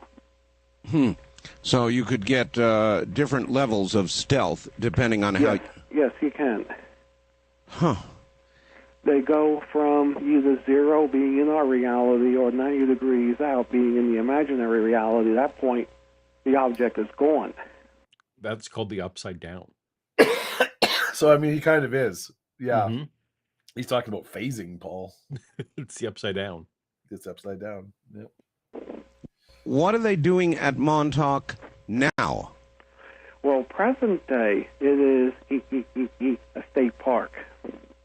It's listed on all the maps as Department of Parks property. Huh. The state park is annexed on to the Montauk Point State Park. It's known as the Camp Hero Park. Only thing is, the park is closed to the public. Oh. They got a big fence up around it. They got... Now I'm imagining a whole... Did you watch Parks and Rec? Maybe you didn't watch Yeah. Parks and Rec. Yeah. Now I'm imagining a whole, like, Leslie Knope situation, but in charge of a fake park. Yeah, a park That would no one's actually be a allowed to go good... into. That would be a good premise Yeah. for, like, a skit or something. Would be like, you're in charge of the fake park that's covering for Yeah, the... Because someone has to manage the fake park. absolutely. Yeah. security on the base. You'd have, you know, And just when the park is always opening next week. yeah. You got we're just your doing Chris, some you got trail your Chris maintenance. Pratt Yeah. character in there. He thinks he's an FBI agent. Yeah. Starting to Yeah. sniff around. Maybe we aren't managing a real park. We should. Okay, you know what, Paul? We got to Yep. stop. We can't give this away for free. That's on right. the We're gonna internet. write We need this. to- Yep. Yeah, we got a spec script. That's right. Yeah. I'm checking. I'm meeting with my agents next week. I'll bring this up. I'll pitch it. Nice. Yep. Also, That's right. Yeah. Forget about this dinosaur thing. We got this thing about a fake park. you guys all see Parks and Rec, right? What if? All right. Don't. Yeah. Everyone on the. Just everyone be cool. Everyone watching the stream. Don't. Yeah. Don't give away our. Don't give away our $1 billion idea here. Yeah. Looking An Eurasian. electric gate, and there's 2 power lines going into the park, each capable of multi-megawatts. Now, what's a state park doing a multi-megawatts? Good question. Now, we've also known that there's all sorts of activity. They have what we believe to be a fake program for reclaiming the site and detoxing the site. They talk of removing asbestos. Asbestos. Around the facility, there's these elevated pipes that they use to carry hot water, which have asbestos jacket. Even to this day, they haven't taken that off, and that's the easiest thing to get. I mean, asbestos isn't really suspicious on its own. It just No. means it was built in a certain era. Yeah. Yeah. Also, ironically, not like there's lots of asbestos pipes still in use. Oh, for sure. Asbestos lined, even in the until you asbestos is fine until you mess with it. That's right. basically. Until you disturb it. Like, Yeah. Yeah, as long as it's there, it's like it's fine. It's like Just nobody leave it touch alone. it. This is gonna be fine. It's buried underground or whatever, right? Or above. Yeah. Off. And probably some of the most dangerous is as the wind blows, that asbestos is powdering and being blown all over the place. So if they were really removing asbestos, that would have been one of the first things they would have gotten to. Well, what kind of buildings are there? They're demolishing a lot of the old derelict base building. We believe the active area is underground. We've had reports, and I know I've been in the underground, but we've had reports that there's now an 8-level underground, which is huge, goes out for miles. Of course, some of this could be exaggeration. Is there anything? We know that there's No. No. Don't admit that. That's a rule on Art Bell. Don't admit. No. There is definitely an underground base Yeah. in New Jersey It's 8 miles large. that stretches for miles Yep. underground. Yeah. And it's not just all parking. Nope. Did you see the newest Venom? The I did not. No. okay. The Last Ride, I Last believe it's Dance. called. Last Dance. Last Dance. Yeah. Anyway, yes, in that there was Area 51, and then Yeah. there was underground Area 51. So we were Right. just dealing with the show aliens that we were willing to let people see up top, and the real aliens were underneath. Yeah. Which I Anyway, assume are hits. what bothered me greatly was that there was a parkade down there. I mean, in amongst all the all the other stuff, I'm not supposed to believe. I'm like, no one dug out a parkade down there. Like that's Where else are they gonna park their cars, Paul? you're in the middle of a fucking desert. Like there's nothing around. Nope, you gotta put some spaces for cars down here. Yeah. Yeah. Particle accelerator out at Montauk as well. Is there anything else at Montauk that would justify that kind of a power to it on the ground, above ground? In other words, it's a bunch of derelict buildings. One building is being used as essentially the state park police cop lives there. Now, what the hell is he going to use with that kind of power? And secondly, there's a State of New York Parts Commission maintenance garage, motor pool maintenance garage. They have this one garage. I bet Elon Musk could get to the bottom of this. He can figure out why are we spending so much energy power bill on this derelict building? Yep. This is it. We'll figure out. He would get to the bottom of it. With these 3 huge transformers, I've heard anywhere from 1.5 megawatts to 10 megawatts going in. Now, even if they put in a megawatt of power, there'd be enough heat created to burn that building down.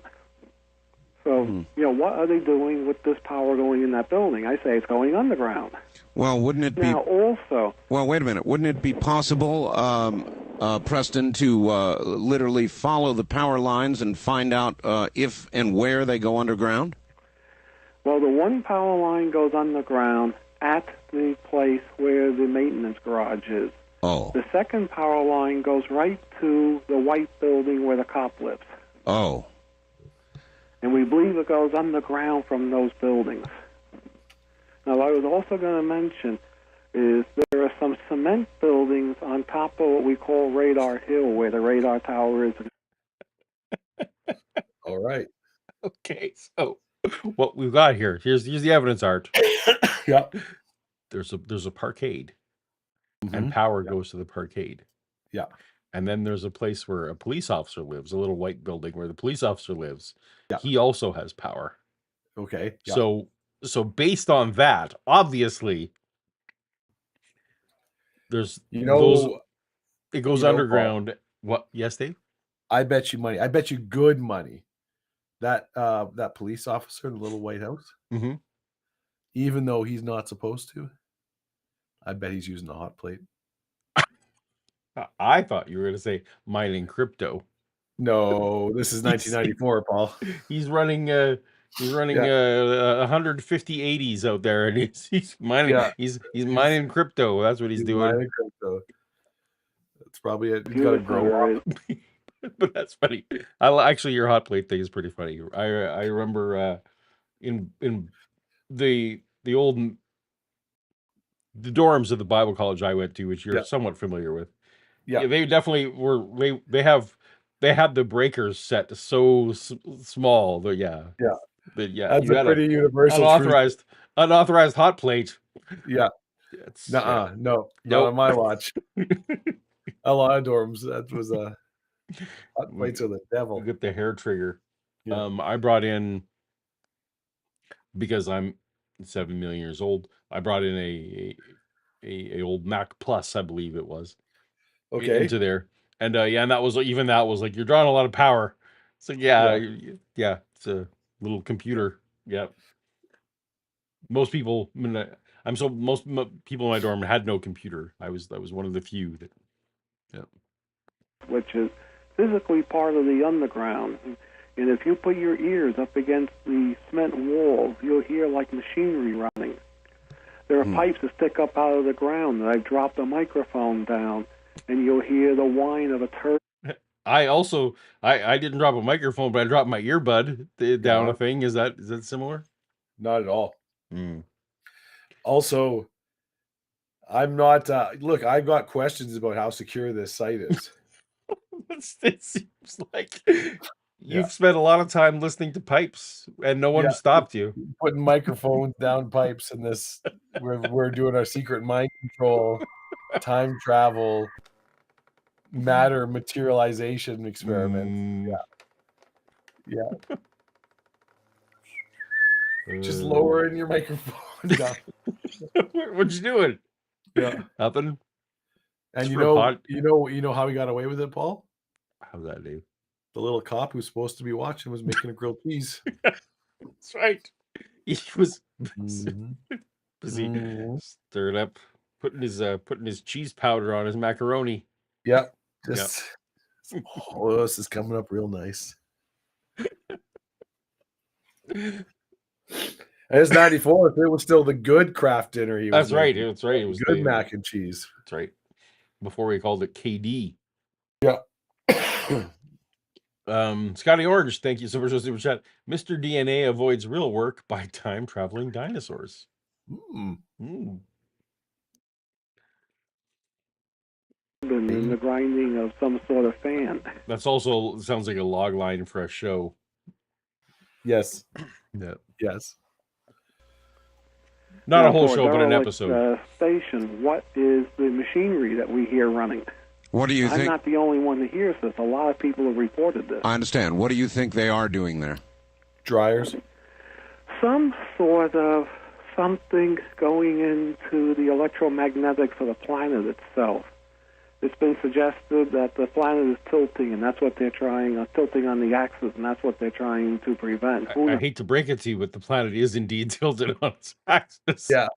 I believe the word you're looking for is tilted. I would like to, who has suggested that? who is suggesting the planet is tilting? He's also used the word "we" a lot of times. Well, we believe. It's like right, who's we? That's Who's right. The other? Yeah. We talk about this in the break room. Yeah. Yeah. Because the time travel guys, they're a total clique. Yeah. They won't hang out with us over Yeah. in the not in the delta, in the pulse. We with the pulse frequencies, they won't hang out with us. Me and my mate Skag, who owns the mic I dropped down the pipes. We believe it's they're stopping the planet from tilting. What they're doing is up to a lot of speculation and conjecture. All I can tell you is if you go out there at the right time, you'll pick up a very slow pulse transmission between 420 and 460 megahertz. Again, it's still out there. I got recordings of it. And also you'll pick up a very complex data transmission at 173 megahertz, which is in the guard band for Channel 7. That's why they can't watch Channel 7. If you DF these transmissions... There you go. They want to watch what would be on back then, 94. They want to watch, I don't know, Buffy the Vampire Slayer. Yeah, probably not on broadcast TV. That would have been. That would. Who's the no? What's the one with Steve Urkel? And who's not it's not. But Who's the Boss probably would have been on at the same time. Yeah, the Family Matters. Yeah, that's trying to watch America's Funniest Home Videos, and couldn't. It's on Channel 7, so couldn't watch it. Can't watch it. Yeah, it goes right to the old base. Well, isn't that something? Now, the 173 megahertz transmission, it was done by any civilian. The FCC would come and shut them down. In a New York second. That's true. Do you think that is some sort of... The FCC was much more powerful back then. It doesn't. They can't really do anything now, but yeah.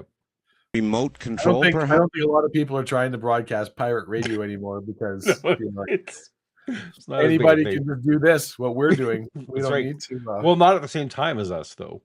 No, but Yeah, but they could just go on for some other night, and it's going to be on the internet. Although I think we don't affect the non-YouTube platforms. Your various TikToks yet. And your I don't know what else is out there. There's MySpace. There's FarmTube. There's Vines. Vines. That's right, Vines. Yeah. Yeah. Yahoo. Something. I think probably his Macromedia Shockwave. Yeah. That's right. Real player. Real player. And, You got lots of avenues. You got a lot. Look into some of those. Or It is some sort of a data link. What the purpose is, I really don't know, because I have no way of decoding it. Some of them would probably be included on the AOL CD that you're using to send That's right. messages. That's right. Yeah. That's right. We got a chat, Paul. We do, Rosina. I didn't mean to. That was inadvertent for me to bring up. We're sore spots, but speaking of Buffy, R.I.P. Rochelle Trachtenberg, whose name I don't know if I'm saying correctly, and as I understand it, I did not actually watch the show. As much as You didn't watch Buffy ever? no, I didn't. It was in a gap where I was doing other things. So, but She yes, was, she was the Willow, little I think, sister right? on Buffy. What? Yeah. Yes. Yeah, and lots of other things. I recognized her more from like Michelle. They were showing other work that Michelle's done, and I've seen a bunch of it. So Yeah. yes, it's been a sad week that way. First year Beard, and now 2 other celebrities. I know. Yeah. Because I recorded it wideband. How far are we into this one, Paul? I feel like we've been chewing through pretty good, actually. Well, actually, we're so 27 minutes in, Dave. We rarely, sometimes we don't even get that far after 4 hours. So, but you've been a little less verbose than you sometimes are. Yeah. Yeah. So I can definitely feel my voice starting to go. All right. Well, we should have set the expectation earlier. But yeah, today may be a shorter show because we were trying to preserve our day. Like we should skip to hour 2 if you got it there. Okay. Because there's some good stuff in hour 2. Okay. Well, this isn't bad either, honestly. No, it's honestly not bad. What I'm going to do, because we could just keep it going too, and possibly come back for more at a future date. Sure, I'm going to jump ahead. Let's say 10 minutes here, because I do want to hear more about this Earth tilting. So here's the thing, because once I cut out the music, and stuff, it actually affects. So I don't actually quite know when hour 2 was starting. In the thing, and I cut out the commercial breaks and stuff. So an hour isn't an hour. We might actually have been getting kind of close to it. Yeah. Well, because we already did go through the half-hour break, right? Like they did the thing. So anyway, I jumped ahead about 10-12 minutes here. We'll see where it goes. We'll see how it goes. We checked the heat differentials. We checked the static charges. We checked the magnetic anomalies. We didn't find anything. We didn't find anything to back up the bugs. We didn't find anything to back up the bleeding walls. Oh, okay, Paul, I myself feel that. Yeah, we got went too far. Minutes. Yeah. Okay. I don't even want to say what he's talking about here. All right. It's so out of the fields. All right. I'm like, what the? And the Montauk Project was the other end of the time loop between 43 and 83. They used this totally fixed time loop in between 2 points, actually 3.6. We're good from here? Yeah.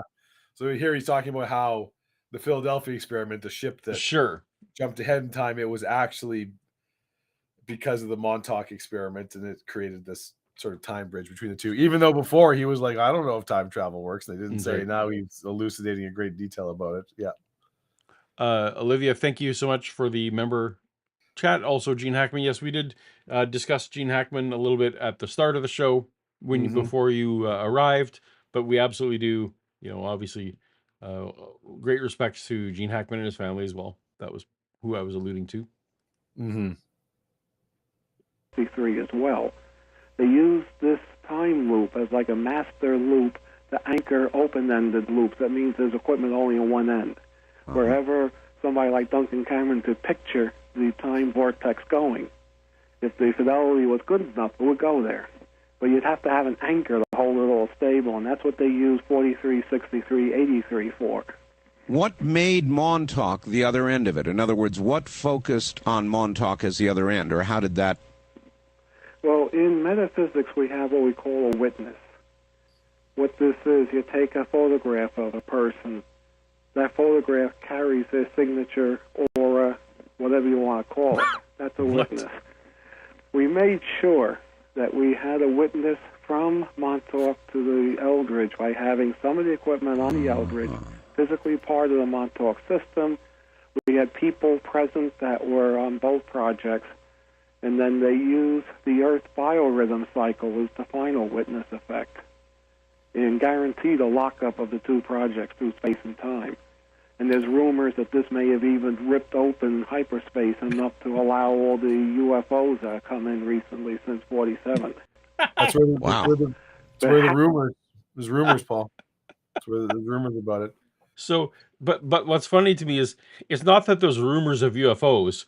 We're just trying to explain how all these UFOs got here, Art. Yeah, probably. There's all these UFOs. How do we explain them? It's not good- murder UFOs. It's like A good friend of mine just sent me a message. She's Mm. watching the show and she's like, "Oh wow, you look rough." And it's like, Mm. I mean, you're not wrong. Yeah, I mean, but also that's not necessary. that's also that's not constructive criticism. It's not. No. Yeah, I'm aware of reality. I'm aware. Has made a major rift in space-time between 43 and 83, no question. Another What's going person, to come in through that, I don't know. another person who sent me a fax wanted to know if any of this technology is alien technology. Some of it is rumored to be alien technology. I do believe that this is testing alien concepts, either gathered from down UFOs or from the legendary alien treaty with the U.S. government. The legendary alien People treaty. for- Yeah. We should. Well, a lot of these aren't bingo squares, which is like No, bingo. that's funny. We should have. You can see why it was like, no, Paul, we gotta listen to this episode. Yeah, it was a good one. It was a good one. All right. Yeah. So again, he's just saying these as if we all know what they are. The legendary UFO treaty with the U.S. government. Of course. And Art's just nodding along. Yeah. Yep. Yeah. Though the art reads the facts, though definitely people would have got. Yes, those yeah, quicker. that would have been Yep. technology. Do you believe that is true? I've seen nothing to say yes, and I've seen nothing that says no. That's careful. That's a careful Well, first answer. of all, I'm not going to tell you something I know is false. I don't know. That's good. What's that, Dave? Wild conjecture stated. That's right. Yeah, I mean, that's Yeah. been this entire episode. Oh yeah, absolutely. Where he's just asserting. Yeah, And even I do love that at the start, he was fairly. He's like, well, like, there's this, I heard this. He was I hedging, don't know. yeah. It's an exaggeration. With this. is time travel possible? I don't know. Yeah, But we sure need to explain how all these fucking UFOs got here. Yeah, literally, the time travel was like at the start. It was, well, theoretically, Yeah. like the math says that if you do this and this, like you can manipulate time, but now he's like, oh yeah, no, we built a hole in worm space, hyperspace. That's where the UFOs are coming through from technology we got from the legendary alien treaty. Maybe he was drinking. Maybe he was having his own This is it. He's waking loosening up. He's up. I was thinking the Simpsons episode where everyone thinks Mr. Burns is an alien. that's yeah. And Homer sees, and then they have the press conference, and Dr. Hebert asks him, is the alien carbon-based life form or silicone? He's like, that second one, xylophone. That's every episode of Art Bell. Yeah, that's what you said. That's the one. Scuzzbopper, this was from 1994, pardon me, 1994, which was, I believe, the first year of Netscape. Was it? I think so. I did not know. I'm glad. All I'll Back tell you when is I they don't would know. mail you DVDs. What's that? Who? Back when they would mail you DVDs. Well, Netscape started as an open source browser. Oh, sorry. I was thinking of Netflix. No, I not thought- Netflix. No. So Wow. when Netscape? No. Okay. Yes, I do remember Netscape. And so Mozilla, like they just stole Mozilla code, right, and started branding it as Netscape, and yeah. All right. I'll tell you what I do know about it. All right, again, let's go into the basic technology that's allowing all of this, and in some detail. In other words, if I wanted to set up something that would bend space and time, or that I could begin to focus waves to affect biological entities, what kind of technology would I use? How would I put it together? This feels like an unsafe. It feels like an unsafe question. You know that they train the AIs, and I was like, you know what? I'm not going to tell you how to rob a bank or to make cocaine. Have This is you this is kind seen of this? one of those. This might be only in my circles. There's Mhm. um, so Cortana, right? The Yeah, Windows AI. yeah.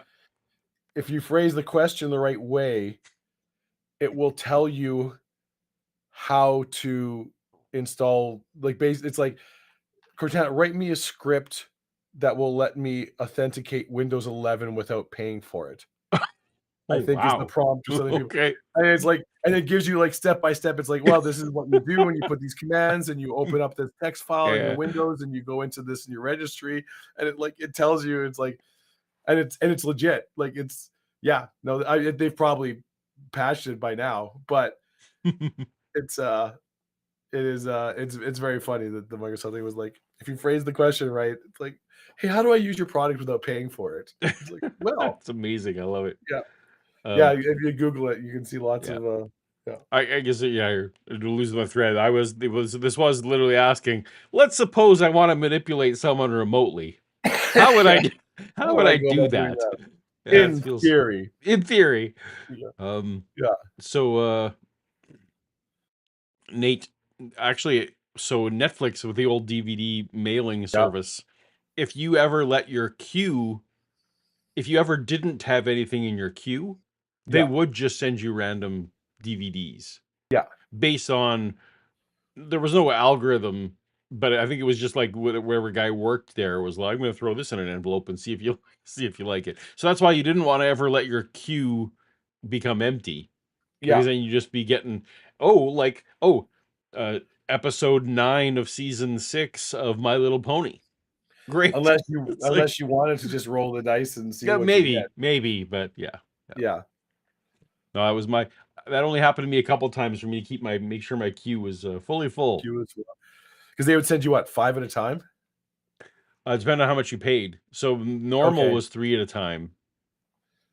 Well, I don't know what the I statute. never made use of it. You lived So in a city where you could essentially have overnight. For me, yeah, it San was like, Francisco, where I lived, yeah. it was literally like, I think yeah. I was living in Calgary at the time, and it was like, oh yeah, it's like 10 days each way for the mail. So it's a terrible fucking idea for, yeah. So I think statute of limitations is probably gone for now. So I can admit that Yeah. what I used to do, I would You literally, I would rip the DVD.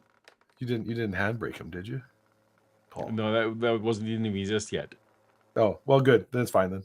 Yeah. Yeah. So I would basically, because I live in San Francisco, it literally was 24 hours. So I was like, Yeah. every second day I had a disc, and I would rip it and send it back, and then like I would watch it at my leisure. Mhm. But I was, yeah, I was definitely maxing out. I don't think they were making money off me, not because I was pirating things, but because I was just churning how much postage they had to use. I mean, that was like when I was a child, growing up, we always had Super Channel. Super Mm. Channel and TBS and TNT, back when TBS was like a premium cable channel. Tons of movies, but there was like so we had bookshelves of VHSs. Oh, right, Right, yeah, you would just record, oh, Terminator. right. Oh, Yeah, wait, I'm just like, gonna record yeah, 24/7 of the, yeah, yeah, yeah. yeah. Rosina, here to correct me on something. Uh-oh. NCSA Mosaic was the browser Paul's thinking of that was the basis for IE and Netscape. Isn't that what I said? I thought I said Mosaic. Man, I don't know.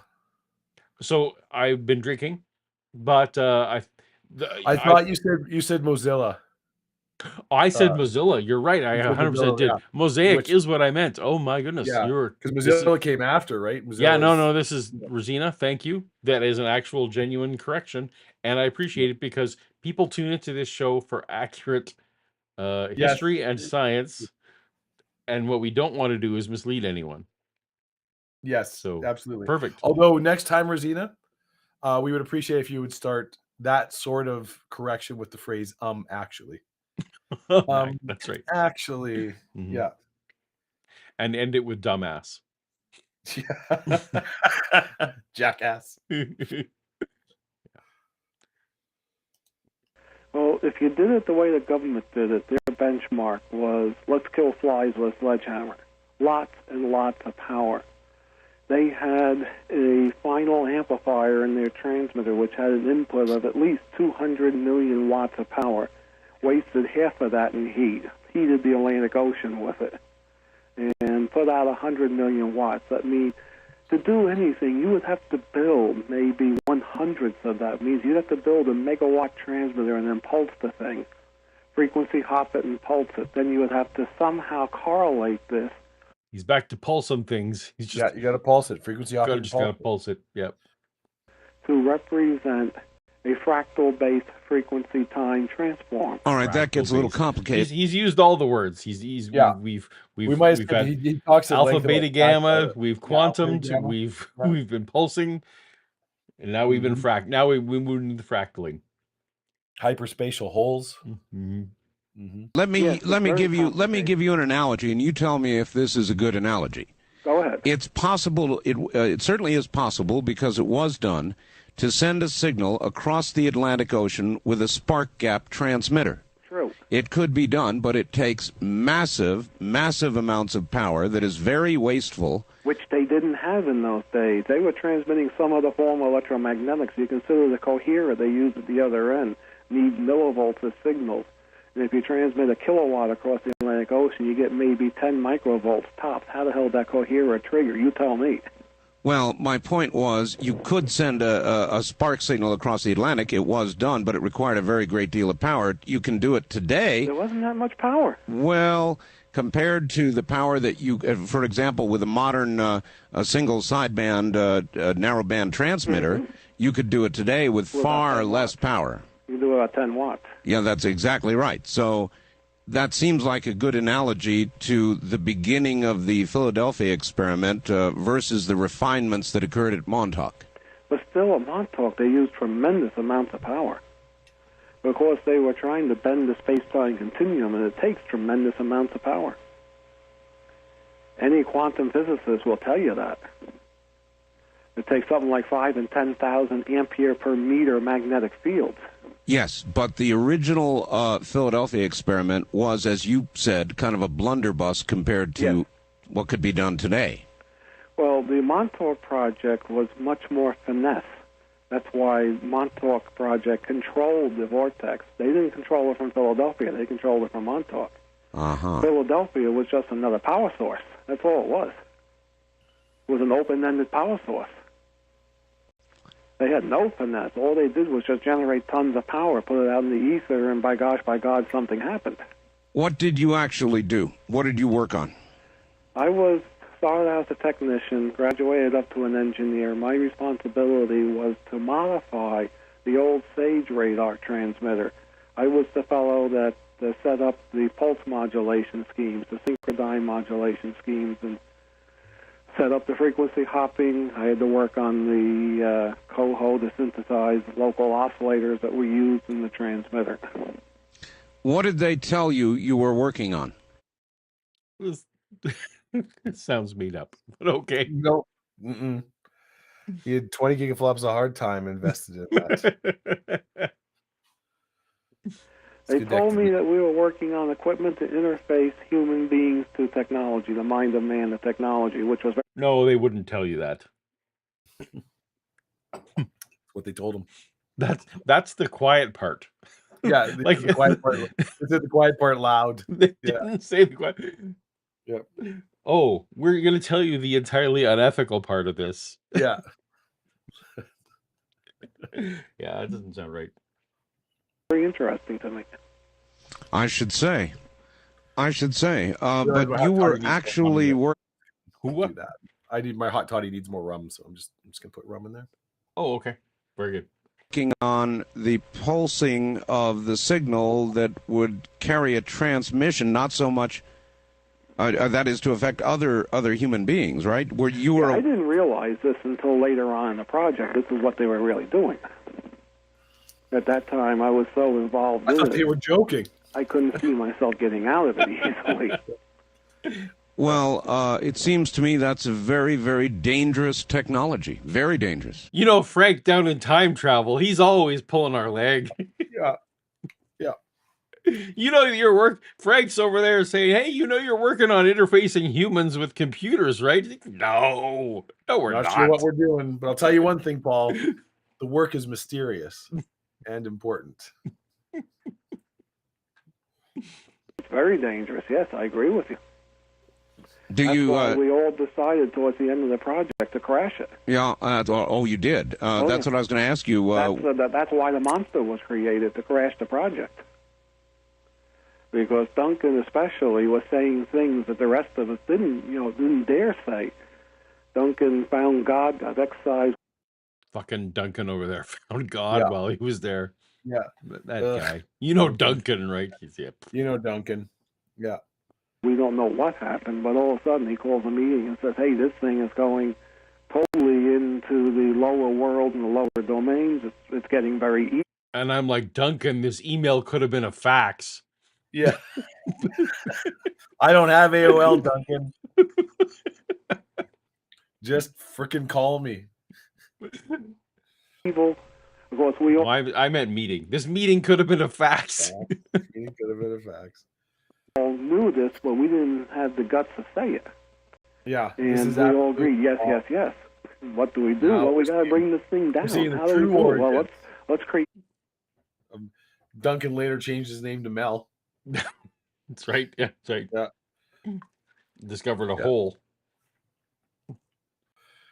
Oh, that's this big, bring that up, Rosita. hungry, nasty monster that will scare him into crashing it. Fascinating. And it worked? Yes, it worked very well. All it did was drive them underground, just shut them down for a while. They're still doing it. Now, back to Preston Nichols and the Montauk Project. Preston, are you there? Yep. Good.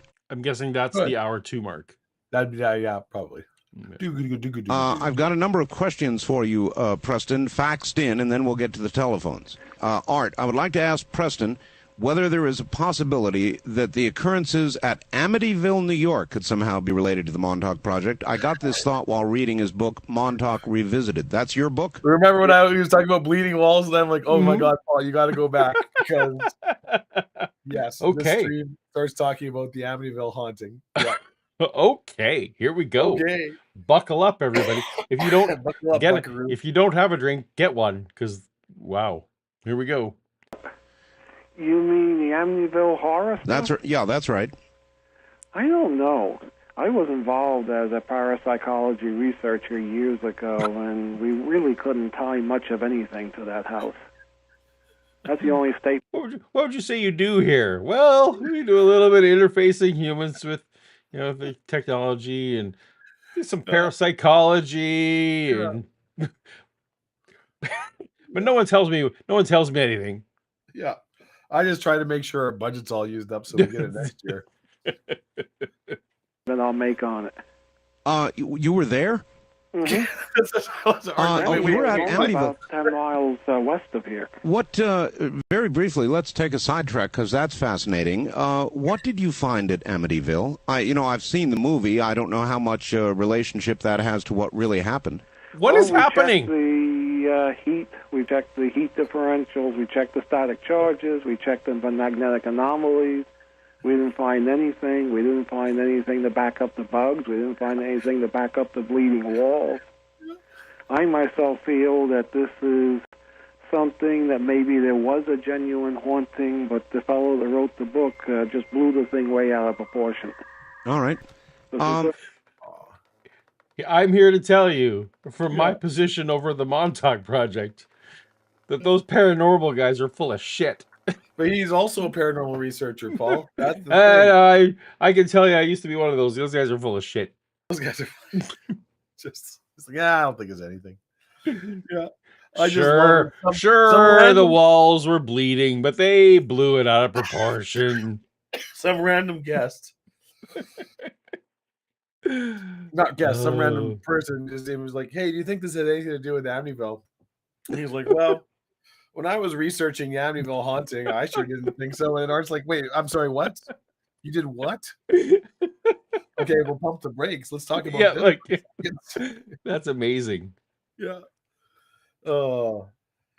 Oh. Oh. Oh. Well, thank you, Rosina. Rosina Keller writes, in all seriousness, we all love you, Dave. Say it. She's super careful. Irregardless of how much hair you have. Yeah.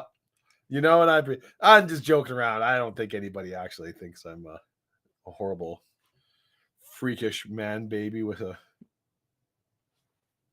chubby, scraggly face that's stupid and I hate it. No one thinks that. No one thinks that. That's right. No one thinks that. No one thinks that at all. Didn't find anything to back it up. I was involved in a team of parapsychologists that was called in to investigate it. All right. There was even rumors of an Indian burial ground under the house. Who knows what really happened there? I don't know. All right. Dear Art, I wonder if you would ask your guest if the super collider was in any way planned to be used with the project he was working on, Montauk. No, because the super collider came afterwards. Although we have been getting a lot of information lately that they are using particle accelerators as particle beam weapons, of course, a particle beam power source, or a particle beam amplifier. That would be the least efficient weapon ever invented. we're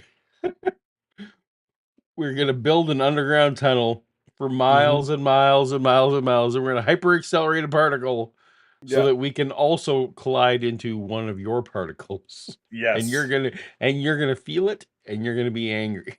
You're gonna be angry. Yeah, because you're gonna one of your Higgs bosons is gonna be released, and then what are you gonna do? Yeah. From your trillions of cells that will be fine. This is where they use particles going to the velocity of light, doing the mass energy conversion based upon E equals mc squared. Oh, I will tell the public. I've heard of that, Dave. Based on that's very good. If you can base your equations on E equals mc squared, that's a good one. I mean, that's where all the stuff comes from. All the E. That's right. Yeah. Yeah. What you got? It's easy to get the M, but the C squared is hard to come by. Well, that's why you got to be as dope as two rappers. Your MC squared. Yeah. Yeah. I have plenty of M, but my C squared is. That the physicists have reached the speed of light with particles, and that they today are using. They have not. Yes. When you're joking, there is somebody who had. They stuck their hand in an active particle accelerator. Oh. It's called the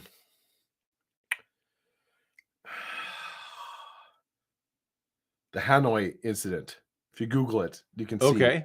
And he survived, but he almost didn't. It was essentially radiation poisoning, I think. Almost. Oh, okay. But it wasn't. It wasn't like it blew his hand off. No. Yeah. But it wasn't good. It wasn't a good thing. Yeah. Let me Google this now. The Hanoi incident. Someone. Yes, because it happened in Hanoi, Vietnam, November 1992.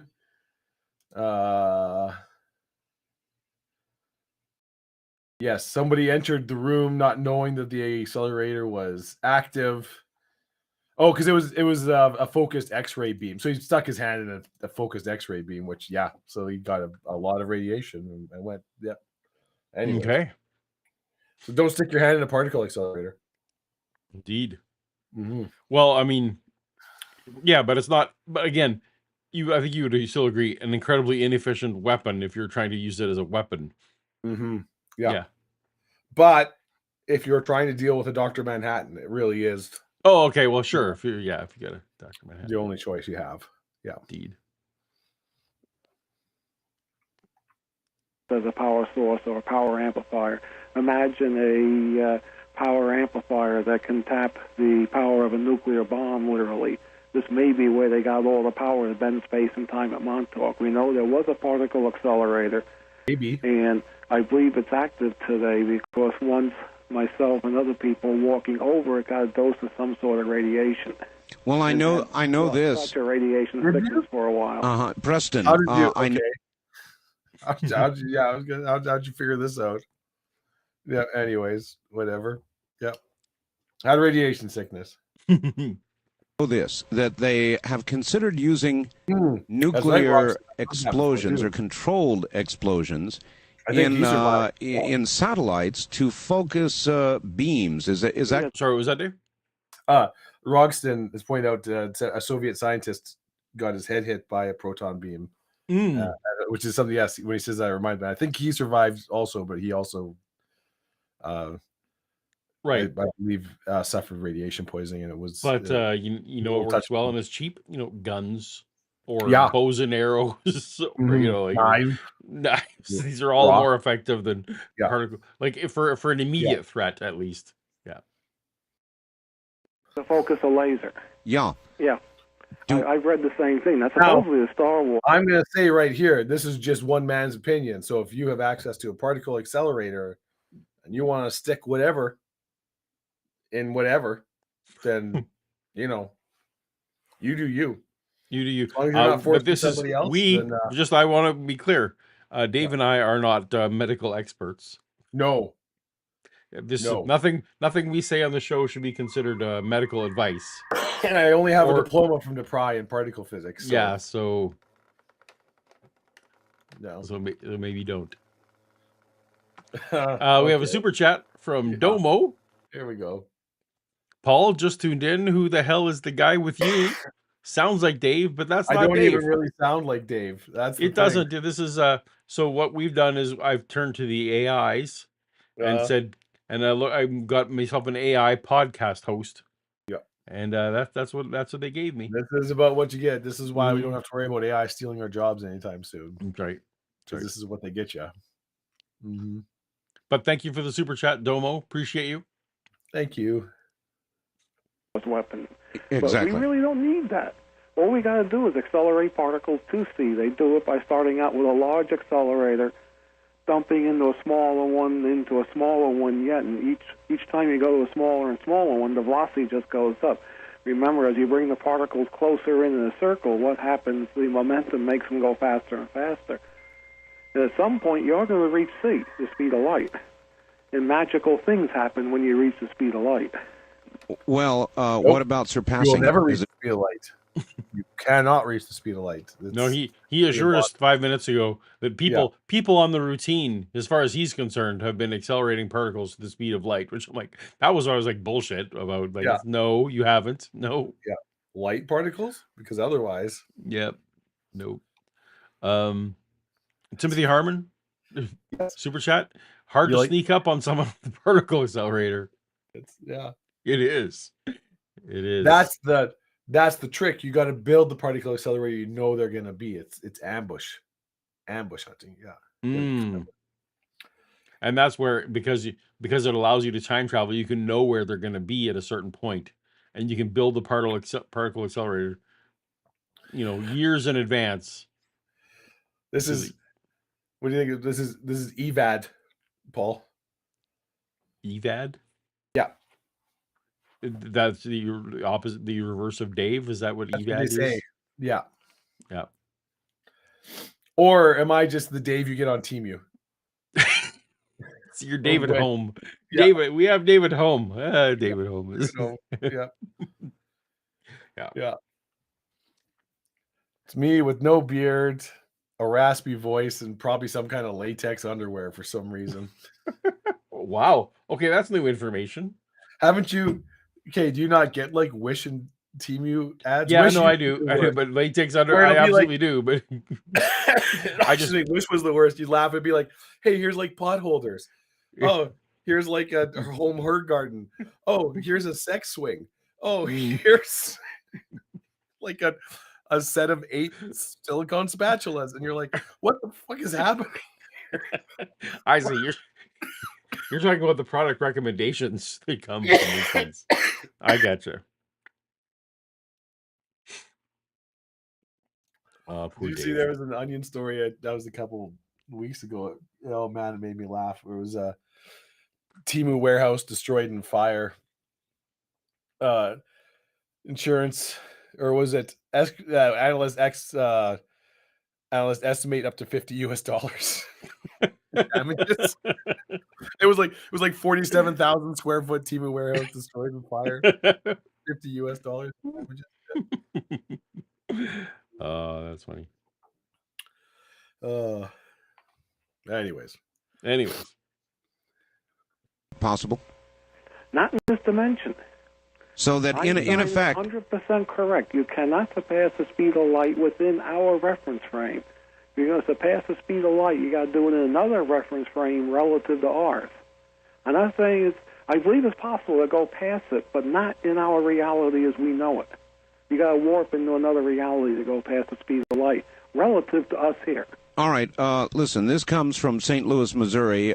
Please ask Mr. Nichols if there's a way that anybody can render himself or herself impervious to mind control by any outside force or helmet. I'm just pretty please tell me helmet. foil. This better be a foil hat.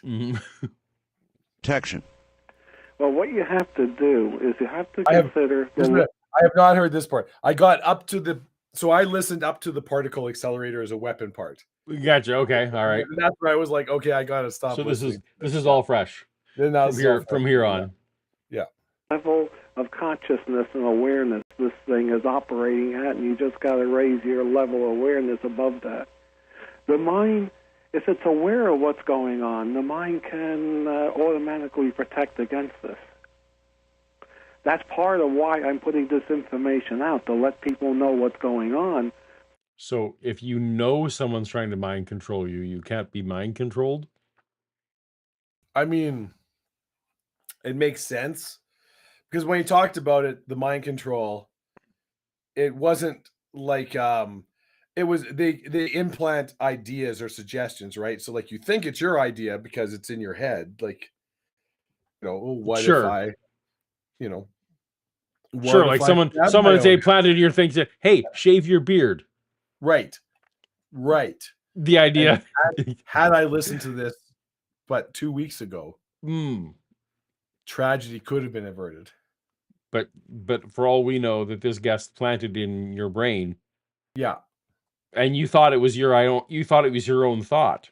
So it's a lot of these things, right? Like once you know how the trick's done, it stops becoming a trick, right? That's I think that's the idea he's getting at. Fair enough. So not tinfoil then. No, this is a lot more boring than tinfoil hats. So they got an idea of how to protect themselves on a subconscious level. You're saying then, in effect, you can protect yourself with your own will. Right. All right, I've got it, I think. This is a message of the New Age, essentially. So the New Age is mixed in with all of this. Oh, yes. Very definitely. All right. This is the application of New Age metaphysical principles to technology. This is what we're talking of. All right, let us go to the telephones and see what's out there. For Preston Nichols on the wildcard line, you're on the air. Hi, where are you calling from, please? I'm calling from Bourbon, Missouri. All right, you're on the air with Preston Nichols. Go ahead. Anyway, I wonder if you ever heard of a guy named Edward Teller. Yeah. Okay. Have you ever read his book on the astrometrical universe? Mm-hmm. Okay, and in there you realize that he talks about the unlimited power that is available through the antimatter. Mm-hmm. And this is a man who's very credible because he invented was largely responsible for the invention of the atomic bomb. And he's also a rocket scientist. That's he was in the Oppenheimer movie. Oh, who played the him guy in the that Oppenheimer? I'm pretty sure he's the guy that like is spreading the suntan lotion all over his face. To okay. Yeah, okay. I think that was Teller. Also know, you and I know anyway, and I don't know how many other people know, but he was also instrumental in some of the accelerators where they actually created antimatter. Mm-hmm. Very true. And when you have antimatter meet real matter, you have 100% conversion of energy. Right. That's not good. Well, if you can tap it, that can be quite useful. But it can be quite useful. I mean, yeah, and if you the want fact to of the matter is, drive. I'm distracted by the click, so I'm gonna should reset that for a sec. You're going. Well, I'm glad that my example is, if nothing else, Timothy Harmon. I'm glad. My whole life, Dave, is of what not. I have resigned myself that my whole life is really just roll a cautionary tale. Yeah. So And yet, the sad lesson we learned from history is that nobody is going to. No one's going to watch it. No one's going to learn from it. What? Oh, there it is. It opened the window in a different spot, Dave, and I'm such a creature of habit that I. For those who are later in joining, there's been a few. Just want to reiterate that Paul did state that if $8,000 in super chat was reached, he would wear a white tank top during his stream. Also, antimatter Yeah. could do, and somewhere in our future, this is our new power source. I think in certain sectors, this is our power source today. You think it's already being utilized? Oh, yeah. I've seen evidence of it. God, they talk about the danger of a nuclear plant going south and a meltdown, but if one of these accelerators goes south. Well, that was my question, Preston. Nothing. If one of these were to go south, nothing would happen. You would just unplug it. Yeah. Even like they're making fundamental particles of anti-protons. It's not like they're making ingots of antimatter. No. Right? Like no. And it's literally like if it loses power, it's just a useless big track. That stopped. Yeah. Yep. It's like, all right. Yeah. Now we have an underground circle we can jog through if we wanna, I guess. A hideously expensive one. Mm-hmm. It seems to me the planet would sort of blink out. It might. No. We've often been, friends of mine and myself, the nuclear physicists, have often been joking. Well, someday we'll say, gee, there used to be nice land out at Montauk. The particle accelerator went south, and now there's a black hole there. Yeah, so exactly. They talked about on this show how they have made antimatter in particle accelerators. This is the thing that happened. So, what do you think happens to that antimatter? It's anyways, whatever. It's not. It doesn't just go away. Moving on. Moving on. Well, the thing is, most of these accelerators, from what I understand, I'm not a nuclear physicist, but I know three of them. They tell me that they use neutrons. I think we're all well aware of neutron radiation. Yes. And a nuclear medicine doctor that checked me out said that most likely I got hit with neutron radiation. Probably what happened as I was walking over the accelerator. Yes, they allow you to walk over the damn thing. They must have had a burp in the past, and it made a burst of neutron radiation, and we all got it. I see. We all had itchy sores and sickness and felt disoriented for a couple of days afterwards. There aren't these nice guys that they don't shut off the area where the accelerator is. They let you walk around that. All right, on the wild card line, you're on the air with Preston Nichols. Good evening. Oh, good evening, Art. Yes, sir. I had a question for your guest. Before the last commercial break, he spoke briefly about him and some of his colleagues turning against this project because things were getting, he said, evil.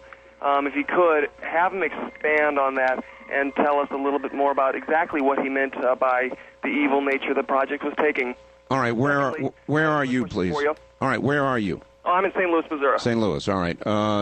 Expand on the evil part of your statement, if you would. Well, I feel the whole mind control aspect of the thing is evil. Man is meant to have a free mind, not to be dominated. Also, they were working in maneuvering and manipulating time so certain people would have power that probably shouldn't have power, or the power group would get more power and they get more oppressive, and the whole 9 yards of this. Well, and I guess also, you remember the old Preston. You remember the old expression? Once they've seen something. Oh, we got some super chats here, Dave. Oh yes. Well, we should get to that. Scotty Orange. Mm-hmm. All respect given to Gene Hackman. What is your best movie quote given by Gene Hackman? Try to impersonate him as best you can. I mean, I'm not going to be able to do a good Gene Hackman impression. I can barely talk. I think my favorite role of Gene Hackman's is in Hoosiers. I was going to say that was my favorite. Strap, God wants you on the court. Scrap got you onto the court was like, so that you stole mine. Nailed it. So now I'm gonna go with Tessmacher, Miss Tessmacher. I was trying to think of some good Lex Luthor ones, but I can't think of any. I can't think of any. Yeah, That's the only one I could. Yeah. That's one of them, right? Yeah. Yeah. Yeah. God wants you on the field. Is the call on the court? Is the yeah. Yeah. Strap, God wants you on the court. If you haven't seen Hoosiers, by the way, It's really good. so good. Yeah. So that'll be on my list maybe after French Connection to Mhm. put on. Thank you for the super chat, Scotty Orange. I hope we pulled that out as best we could. Timothy Harmon super chat. An underground circle within which I can ambush my enemies, Paul. That's right. You can lure them to the to the undergrounding. Yeah. So like that's where. So here's the thing, Paul. Yeah. This is a weapon for the patient, the thinking man. It's true. You don't just rush out in a blood feud. You like Right. It's so not. like, I'd be like, well, Paul, what do you really like? What's your favorite meal? Mm. Like if I meet you at the grocery store or something. And just Right. This isn't like a prison shiv. This Yeah. is a And you're like, nuanced. I really like cheese sandwiches. I'll be like, oh yeah, me too. Mm. And then, like maybe next week, I'm like, Paul, found this amazing cheese and just this like home baked bread. I've got these fantastic cheese sandwiches. You should really come down underground into this 27-kilometer cement circle and try some of these cheese sandwiches. They'll make you believe in God. These are the best cheese sandwiches you ever had. And then when you go down for a cheese sandwich, that's what a particle accelerator sounds like. All right. Papa Duke. Or another Paris, how are you going to keep them down on the farm? Once they've experimented with mind control or imagine or know they can control minds, how are you ever going to stop them? Only way I can see you stopping them is get the population aware enough that it just doesn't work. Is there any way that a person could know that their mind is being controlled? I guess if you start doing things out of character, that would be a good sign of it.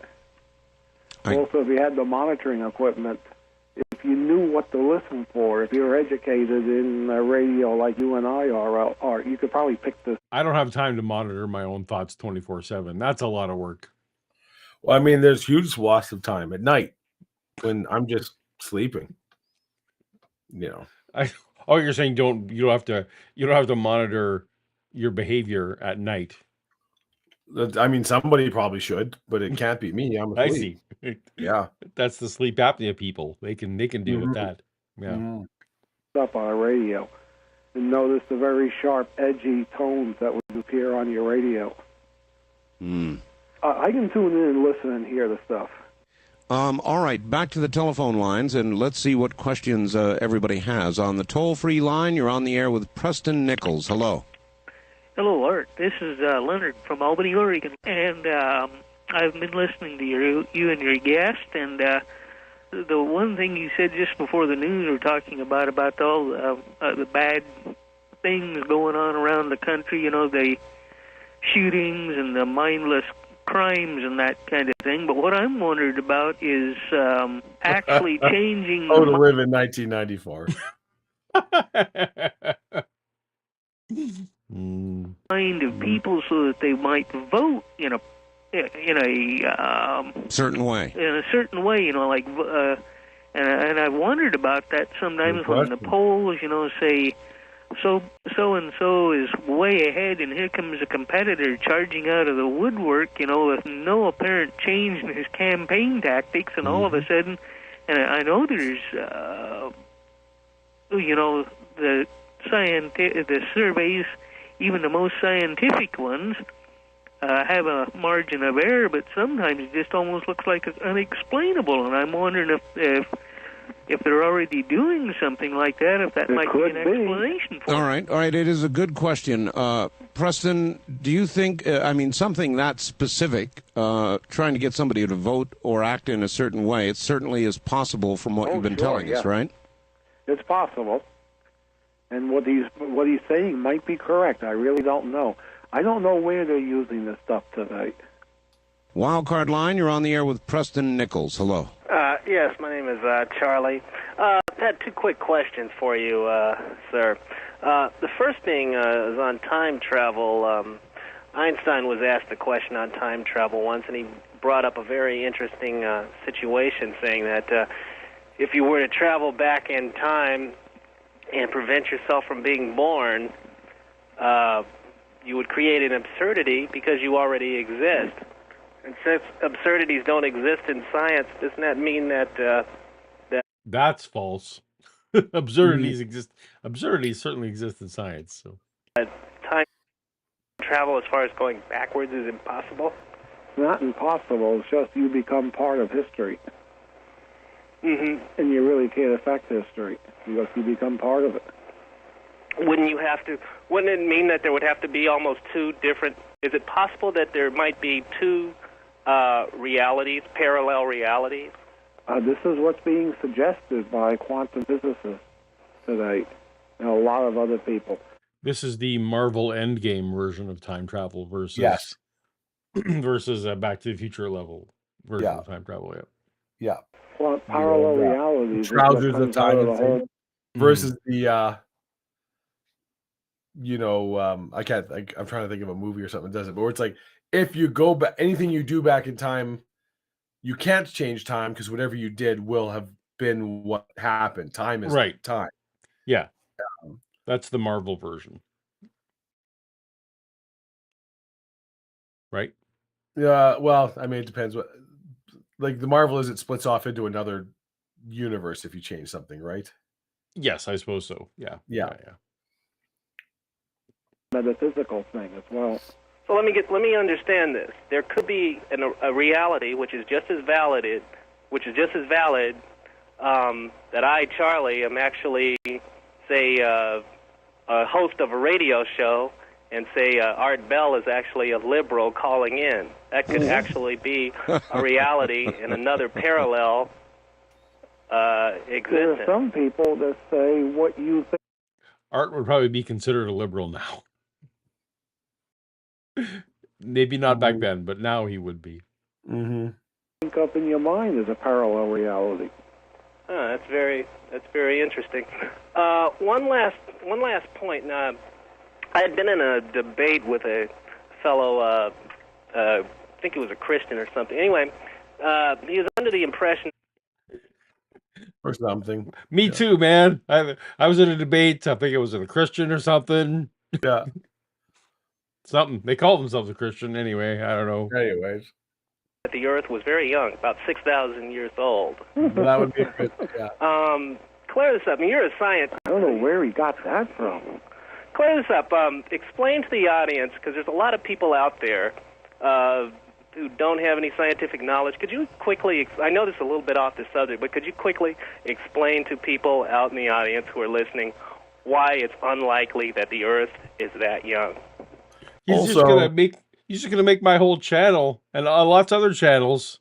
You got your Dapper Dinos, you got your other things. All of a sudden, we're just gonna make us all obsolete. Just in a call-in question.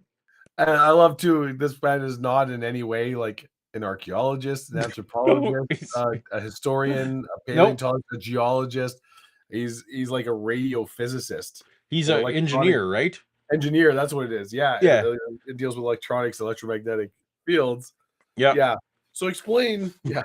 So can you just catch up, America, on why creationism's dumb?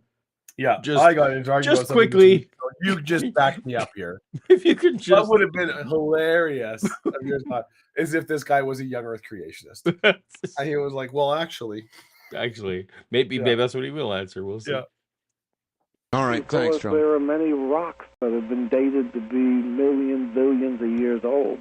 Probably not billions. Well, that's a good answer, short, sweet answer. But you would say it is impossible the Earth would be that young. That's what I would say, because the whole dating system and the sedimentary system that we have goes way beyond that age, way beyond. All right, on the first. That may not be the best answer, John. Well, it's accurate. This is some It's guy. fine. Yeah, He's like, yeah. I don't know. If you accept science, it's fine, because it's like, well, just we have things that are older than that, so maybe not. Yeah, just like I'm pretty sure they've dated rocks like to way back before that. Yeah. So You I know, mean, so- but yes, clearly, if you think the Earth is 8,000 years old, that's not. Oh wait, there's older things. Okay, well, Yeah. we give up. We will tear down our Noah's Ark attraction Mhm. that people come and pay $100 million for. Time caller line, you're on the air with Preston Nichols. Hello. Yes, I have two questions. One of them, I was interested in, Al Bielek talked about age regression, and I was interested if Preston Nichols knew exactly how to pull this off. All right, where are you, sir? St. Louis, Missouri, and I have one more question. All right. Quick question. I have a book called Mind Machines You Can Build by G. Harry Stein, and in the book, it's a little diagram on an instrument he called a wishing machine. A what machine? A wishing machine. Wishing? We have double, so the caller is terrible. Yeah. And the guest has also a terrible audible connection, which are now just overlapping each other. I can't hear any of it. Yes, it used with the device. He says that it was, I guess, originally built back in the 40s, and he says it uses a audio amplifier, a couple of copper plates, an antenna, a 6-volt battery, and a couple other little simple things like that. And he said that you would use a pitcher, and you would put it in between the two copper plates. This sounds like a radionics device. Maybe so. Like I say, the name of the book is Mind Machines You Can Build. Right. But with this device, they said at long distances they could, like a 20-acre cornfield that was infested with bugs or whatever, that they would have a 90% kill rate just by consciously focusing on the pitcher. Yeah, this is typical radionics. Yeah. All right, thank you. All right, to answer the man's first question. Age regression. Age, not age. Age. I have two questions. One is, how do I keep myself eternally young? Second is, how do I kill people remotely? Just like, okay, well, which of those do you want to hear about? Because yeah. So I'm living forever. I'm going to make more enemies. I can't deal with all you people. I don't. I know I could just wait 80 years and you'd be dead, but yeah. Right. Probably talking of. Right. I'm not going to say this is impossible, because we have theories today which are stating that there's an energy lattice, a energetic replication of the DNA of the human being, which is magnetically coupled into the genome, into the DNA, and that there are many levels of DNA, and aging is essentially the loss of control of the differentiation of the DNA from. And aging is said a lot of words. Aging is the differential of the loss of DNA. Is that what he said? I mean, yeah, or the loss of control or something. I mean, there's a lot of stuff, something about an energy lattice that magnetically matches DNA. So, I mean, the decades will bear him out. It's my understanding that aging actually has a lot to do with the wearing down of our telomeres in our DNA, and that okay, if you're just gonna make words up, Paul, then that's right. Well, all right, fair enough. We're not here for science. The quantum electromagnetic pattern that we're calling the lattice. If you can somehow restore this control, theoretically you could grow back to whatever portion of the DNA you would activate. Now, what theory? What theory states this? That theoretically you could do this if you magnetically something and gain control of your DNA. I'm really curious to know. Yeah. Anyway, sorry, I interrupted. Yeah. This also describes my channel. Yeah, no. I don't know. Some of your videos are pretty good. Yeah, when I have guests on. Oh, the guests. Yeah, sorry. Yeah. Back to a 1-year-old baby. Mm-hmm. I don't know whether or not the DNA is still there for that. If it is, I don't think it's impossible to do. Now, also, we still have the same DNA as when we were 1 year old. That's not different. No. I run into one other person that the only thing that explains what's happened to him, and he's being truthful, I feel, is some sort of age regression.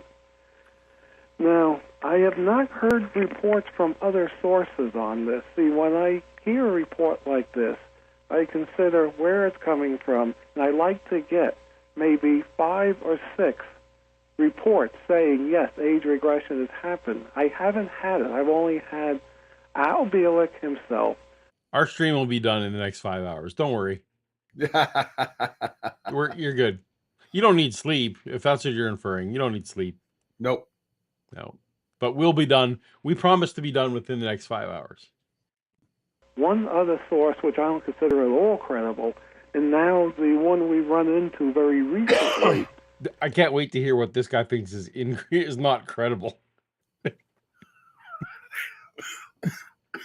So again, I'm not going to say it's impossible, but also I think it's a quite fantastic story that I wish was true. I'd like to have it myself. Yeah, you betcha. Look, if it is possible to travel in time, and I don't know how to do age regression. Right, I was going to ask you, Preston, if it's possible to travel in time, and I went back to, say, 1950, my chronological age at the end of the travel would still be what it is at just roughly the moment I left, wouldn't it? Yes, exactly.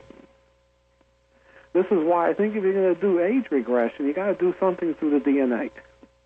Through the DNA. You got to somehow change the differentiation to go back to the genome that you were replicating when you were like 20 years old. That's the delta genome, Dave. That's the delta. Mm-hmm. You want to get your delta genome quantumed and pulsed. Yeah. If you can pulse your delta genome fractally. Yeah. Although he doesn't call it genome. Genome. I think he's what he says. Genome. Yeah. Get your fractal radio pulses on the genome. And then you just regress that cyclically. You can manipulate the electromagnetic lattice that is magnetically attached to the DNA. And he's come a long way from the start of the show. He's like, time travel. Whoa. Don't pin me down on stuff. Yeah. I'm pretty sure you can regress quantum. Yeah. It's how you get vampires. Well, that would be the body would grow young. That would be a very delicate genetic manipulation indeed, wouldn't it? It may be electromagnetic. Electromagnetic. Because it's being suggested by a lot of learned geneticists that Dr. Glenn Ryan is showing a lot of. History has shown that if you just put DNA through electromagnetism, it just comes out better. If you pulse it correctly, it just improves. That's if constant electromagnetic, bad. But if you pulse it, right. It's the pulsing Paul. Research. On the toll-free line, you're on the air with Preston Nichols. Hello. Yes, hi, Art. Hello, sir. Yes, I'm from Long Island originally, and I just recently moved about a year and a half ago. Where are you now? I'm in Youngstown, Ohio. Okay. And now I'm 28 years old, and I'm intelligent. I know for a fact that that's how you know. All the smartest people that I've met, they lead with that. I'm intelligent. Listen, here's the thing you got to know about me. Yeah, I'm intelligent. I've got a 138 IQ, borderline genius. Yet it's oh wow, yeah, that's something. Wow. He's borderline genius. Well, look what I did to my hair. I'm borderline genius too, apparently. Absolutely. Same time, I've always wondered why. Like 132 is nothing. Like I don't. Borderline genius, Paul. You're not writing home for that. Holy Yeah. shit. Yeah. I was never in tune with what was going on politically. I never could quite understand the political process. Okay. You're not the until- only one. That's the sign of a true genius, is not understanding things. Yeah. Mm-hmm. Yeah. No, I'm from Suffolk County. I'm from Huntington. Mm-hmm. And I moved in, it was July of 91 rather. July of 91, I moved from Suffolk County, I moved into Elmont in Nassau. Mm-hmm. That was where I had... What we call Suffering County and Nauseous County. Yeah. That was where I first started listening to political commentary on talk radio. Mm-hmm. After that, I moved to New Orleans. Now I and understand. I really started to get involved. I started to know what was going on. Well, what's the question? Yeah, what is the question? How's this? I just called in to tell everyone how smart I was. It was Yeah, really. I listened to a lot of Rush Limbaugh. Yeah, no one's ever met someone with a 132 IQ I like before. the guest. The guest, like, what's the question? Yeah, I know, right? It's like, And I was like, yeah, what is the question? Yeah. look, borderline genius. Yeah. Yeah. Late TikTok. to my guest, sir. Well, what I'm saying is, you're talking about mind control. Mm-hmm. As fantastic as it sounds, it's starting to make a little bit of sense to me. I don't know. This is what a lot of people say, I mean, I was considering, completely blind. considering blind what's when I was in Suffolk happening. There's a County. lot going on Uh-huh. that will fit this. Art was talking about the people just... His all of a question sudden is, I think you might be onto something. that is his question. Yeah. I mean, I'm not a borderline genius, Paul, but I just summed it up. 2.5 seconds, if that. That was 1 second. 1 second, my summation. Yeah. It confounds me how I was so blind until I moved out of Suffolk County, until I moved off of Long Island, really.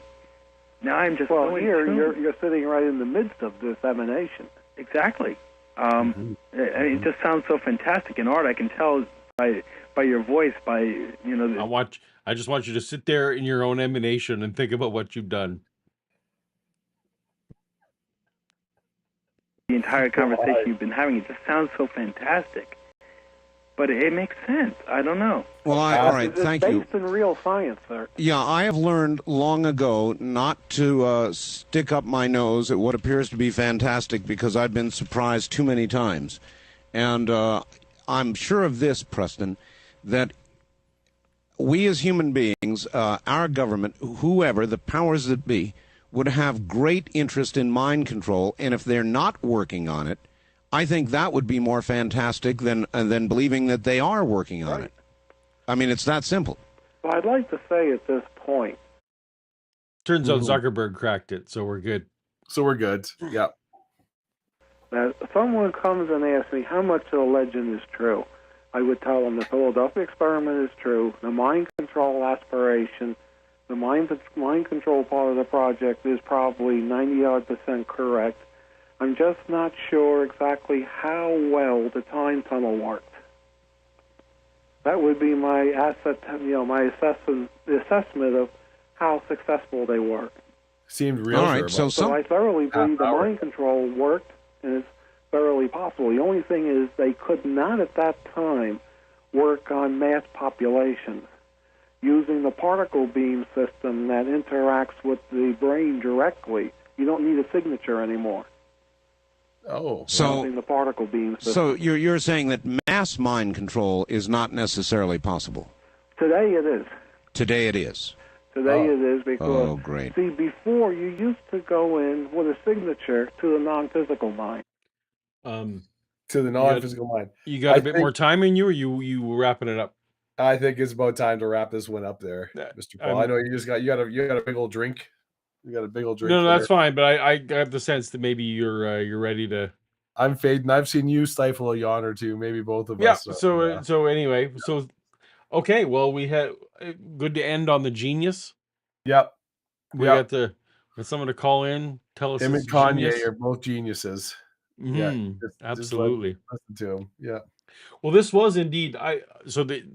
you're right. It was a slow burn. We definitely got there. Definitely would have. But when it went off, When it like went a off, firecracker, boom. oh my. Oh my. All right. Did you want to end us with a joke, or we're just cutting her off? Oh, okay. Hey, Paul. Yes, Dave. I recently had an opportunity to test drive brand new Mercedes Benz. Wow. Yeah, and I don't know if you've had a chance to drive any of the modern luxury cars. They've got amazing features, Paul. Things you wouldn't believe. So they've got like, automatic lane changing, cruise yeah. control. It's adaptive, right? It'll adapt your speed around. Self-driving, self-parking, all these different features, all these things that the car just does automatically without you. There's a big button on the dash. It's called automatic wiper, and frankly, I've been terrified to hit it.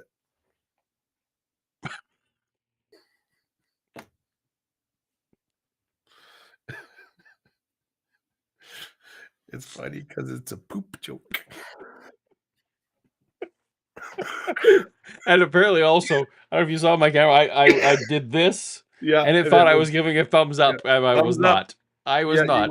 I was not You giving were. a It's on thumbs there. up. It's documented. It's documented. Yeah. Google knows now. All right. Well, poll results. So they're asking for the poll results. Where are we at? Let's look at this poll. So the poll results are 75% prefer the classic Dave. That is, 25. I'd say that pretty accurately. 25% are on the new Dave. That's 75% how I feel about it. But that's okay. I'm like, this is okay, and then 75% I'm like, no, this is not okay. Well, you come back in a couple weeks and we'll see where you're at. We can see how see how it goes. How your beard growth goes. Beard journey. Here we go. Hashtag beard journey. All right. Hashtag beard journey. Well, and for those just tuning in late, yeah, Dave's feeling under the weather tonight, so it's a little shorter than normal. Thank you for all the well wishes, everybody. But this was much better than not having a show for sure. Exactly. So thanks for hanging out with us, everyone, and we will see you next time. Later. Night. Peace. And now I wait for me to salute so I can end the stream. And that's the end of our show.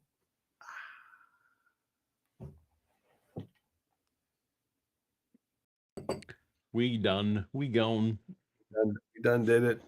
We done did it. Well, that went pretty well.